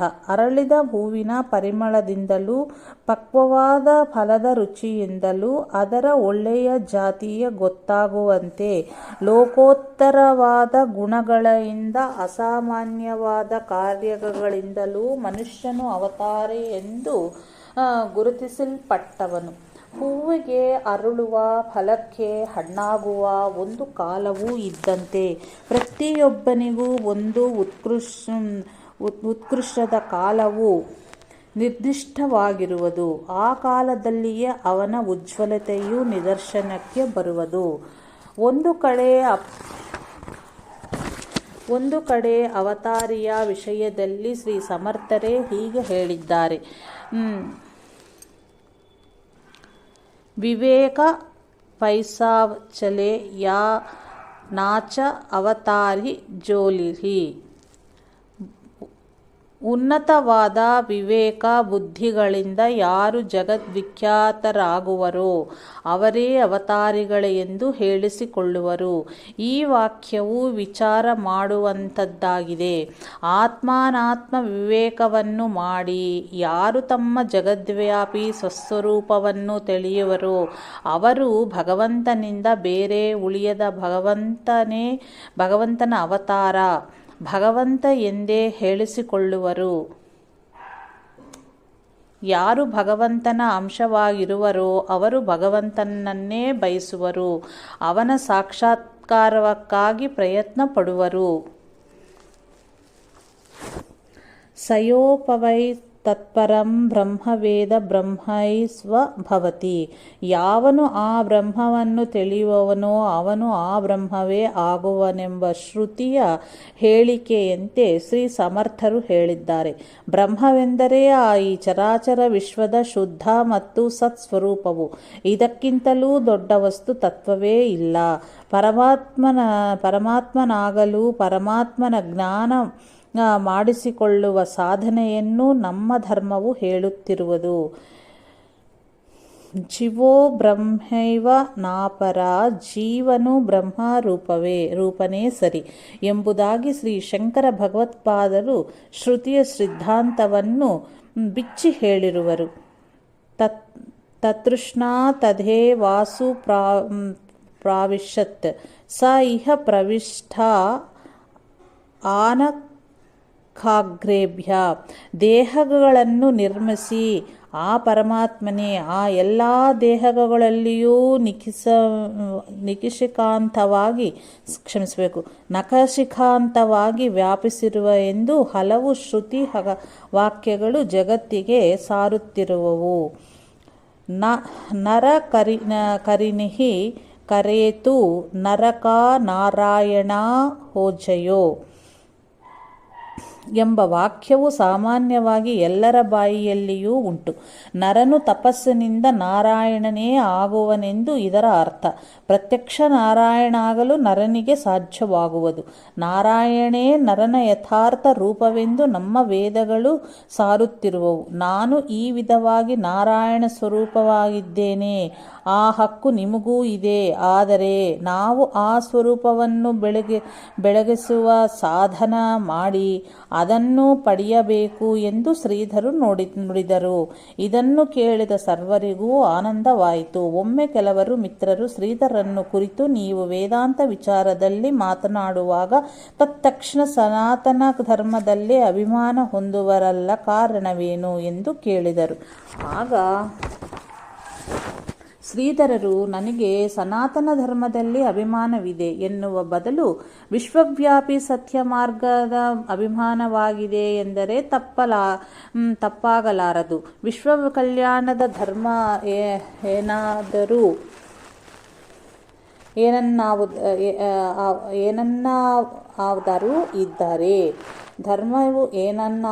ಇದ್ದರೆ ಅದನ್ನು ನಾನು ಸ್ವೀಕರಿಸಬಲ್ಲೆನು.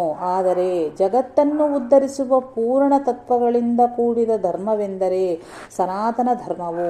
ಆದ್ದರಿಂದಲೇ ನನಗೆ ಅದರಲ್ಲಿ ಅಷ್ಟು ಅಭಿಮಾನ ಎಂದು ಕೂಡಲೇ ಶ್ರೀಧರರು ಉತ್ತರಿಸಿದರು. ಅಕಾರಣ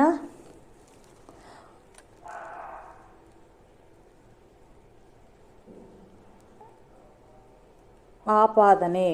ದಿನದಿಂದ ದಿನಕ್ಕೂ ಧರ್ಮದ ಅನತಿಯನ್ನು ಕಂಡು ಶ್ರೀಧರರ ಮನಸ್ಸು ಬಹಳ ಕಳವಳಗೊಳಿಸುತ್ತಿತ್ತು. ಅದಕ್ಕಾಗಿ ತುಂಬ ವ್ಯಥೆ ಪಡುತ್ತಿದ್ದರು. ಧರ್ಮೋತ್ಕೃಷ್ಟನಕ್ಕೆ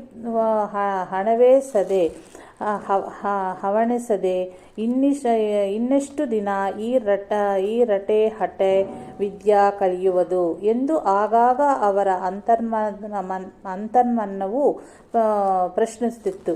ಇಂತಿರುವಾಗ ತಪಸ್ಸಿಗೆ ಹೊರಡುವ ವಿಚಾರವು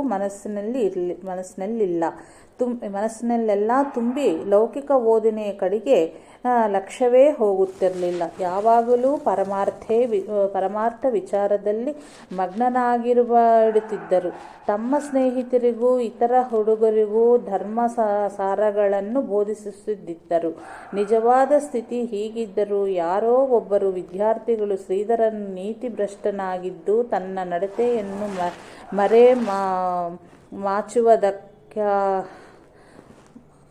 ಮಾಚುವುದಕ್ಕೋಸ್ಕರಕ್ಕಾಗಿಯೇ ಈ ತರಪದ ಬೂಟಾಟಿಕೆ ಮಾಡುತ್ತಿರುವನು. ತಾನು ಮಹಾಜ್ಞಾನಿ ಎಂಬಂತ ನಮಗೆ ಉಪದೇಶಿಸುವನು ಎಂದು ಶಾಲಾ ಶಿಕ್ಷಕರು ತಿಳಿಯುವ ಹಾಗೆ ಸುಳ್ಳು ಸುದ್ದಿಯನ್ನು ಹಬ್ಬಿಸಿದರು. ಈ ವಿಷಯವು ಒಬ್ಬ ಮಿತ್ರನ ಮುಖಾಂತರ ಶ್ರೀಧರಿಗೆ ತಿಳಿತು. ಆಗ ಅವರು, ನನ್ನ ಅಂತಃಕರಣವು ಸಂಪೂರ್ಣ ಶುದ್ಧವಾಗಿದ್ದು ಲೋಕ ಕಲ್ಯಾಣಕ್ಕೋಸ್ಕರ ಮೀಸಲಾಗಿದ್ದರೂ ಈ ರೀತಿಯ ಅಪಪ್ರಚಾರಗಳು ಕಾರಣವೇನೆಂಬುದೊಂದು ಏನಾಗಿರಬಹುದು ಅಂತ ಯೋಚಿಸುತ್ತಾ, ನನ್ನಲ್ಲಿ ಯಾವುದೋ ದೋಷ ಇರಬಹುದು, ಇಲ್ಲವಾದರೆ ಇಂತಹ ದುರ್ಘಟನೆ ಯಾಕೆ ಸಂಭವಿಸುತ್ತಿತ್ತು ಎಂದು ತಮ್ಮನ್ನೇ ತಾವು ಶೋಧಿಸಿಕೊಳ್ಳಹತ್ತಿದರು. ಇದು ಮಹಾತ್ಮರ ಲಕ್ಷಣ. ಶ್ರೀಧರರು ಈ ರೀತಿ ವಿವೇಚನೆಯಲ್ಲಿ ತೊಡಗಿದ್ದಾಗ ಸಾಮರ್ಥ್ಯ आपे चळवळी छे जो करीला तयाचे परंतु तेथे भगವಂತಾಚೆ ಅಧಿಷ್ಠಾನ ಪಾಹಿಚೆ ಎಂಬ ಸಮರ್ಥರ ವಚನವೊಂದು ಸಹಜವಾಗಿ ಅವರ ಲಕ್ಷ್ಯದಲ್ಲಿ ಬಂದಿತ್ತು. ಎಷ್ಟೇ ಬಲಿಷ್ಠನಾದರೂ ಭಗವಂತನ ಅಧಿಷ್ಠಾನವನ್ನು ಪಡೆಯದೆ ಏನು ಮಾಡಲು ಸಾಧ್ಯವಿಲ್ಲ ಎಂದು ಇದರ ತಾತ್ಪರ್ಯವು. ಈ ವಾಕ್ಯವು ಅಕಸ್ಮಾತ್ತಾಗಿ ಸ್ಮರಣೆಗೆ ಬಂದ ಕಾರಣ ತನಗೆ ಭಗವಂತನ ಅನುಗ್ರಹವಾಗಲು ಶ್ರೀ ಸಮರ್ಥರೇ ದಾರಿ ತೋರಿಸಬೇಕು ಎಂದು ನಿರ್ಧರಿಸಿದರು. ಕಡುತರ ತಪಸ್ಸನ್ನಾಚರಿಸಿ ಪ್ರತ್ಯಕ್ಷ ಭಗವಂತನನ್ನು ಕಂಡು ಆತನ್ನೇ ವಿಚಾರಿಸಿ ಸತ್ಯಧರ್ಮದ ಪ್ರಭೆಯನ್ನು ಸರ್ವತ್ರ ಬೆಳಬೇಕು ಎಂದುಕೊಂಡೆನು. ಪುಣೆಯಿಂದ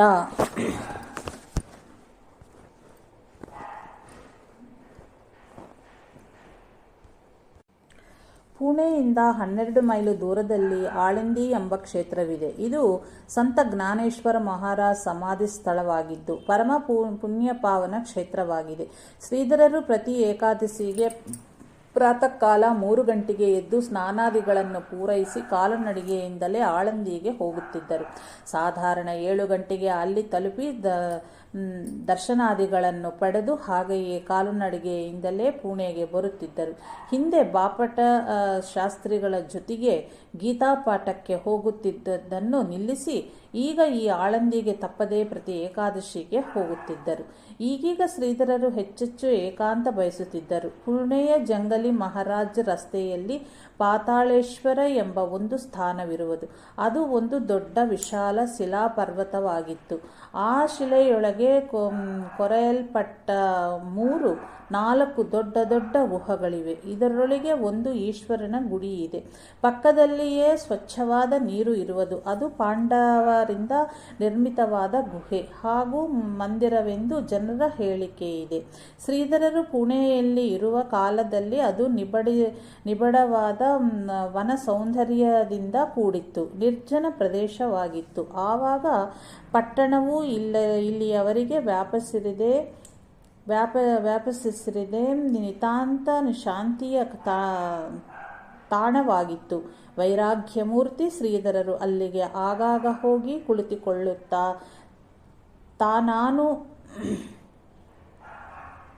ತಾಸಾನು ತಾಸು ಧ್ಯಾನಾದಿಗಳಲ್ಲಿ ಕಳೆಯುತ್ತಿದ್ದನು. ಅಲ್ಲಿಯೇ ಪಕ್ಕದಲ್ಲಿ ಜಂಗಲಿ ಮಹಾರಾಜರೆಂಬ ಸಂತರು ಒಂದು ಕಾಲದಲ್ಲಿದ್ದಿರುವುದರಿಂದ ಜಂಗಲಿ ಮಹಾರಾಜ ರಸ್ತೆ ಎಂದು ಹೆಸರಾಗಿ ಇದೀಗ ಆ ಭಾಗವು ಪಟ್ಟಣದೊಳಗೆ ಸೇರಿಕೊಂಡಿದೆ. ಇದೂ ಅಲ್ಲದೆ ತಲೆ ಗಣಪತಿ ಕೆರೆಯ ಮಧ್ಯದಲ್ಲಿದ್ದ ಗಣಪತಿ ಗುಡಿ, ಕೆರೆಯ ಮಧ್ಯದಲ್ಲಿದ್ದ ಗಣಪತಿ ಗುಡಿ ಎಂಬ ಸ್ಥಳಕ್ಕೂ ಆಗ ಹೋಗುತ್ತಿದ್ದರು. ನಮಃ ಶಾಂತಾಯ ದಿವ್ಯಾಯ ಸತ್ಯಧರ್ಮ ಸ್ವರೂಪಿಣೆ ಸ್ವಾನಂದಾಮೃತ ತೃಪ್ತಾಯ ಶ್ರೀಧರಾಯ ನಮೋ ನಮಃ. ನಮಃ ಶಾಂತಾಯ ದಿವ್ಯಾಯ ಸತ್ಯಧರ್ಮ ಸ್ವರೂಪಿಣೆ ಸ್ವಾನಂದಾಮೃತ ತೃಪ್ತಾಯ ಶ್ರೀಧರಾಯ ನಮೋ ನಮಃ. ನಮಃ ಶಾಂತಾಯ ದಿವ್ಯಾಯ ಸತ್ಯಧರ್ಮ ಸ್ವರೂಪಿಣೆ ಸ್ವಾನಂದಾಮೃತ ತೃಪ್ತಾಯ ಶ್ರೀಧರಾಯ ನಮೋ ನಮಃ. ಸದ್ಗುರು ಭಗವಾನ್ ಶ್ರೀಧರಾರ್ಪಣಮಸ್ತು.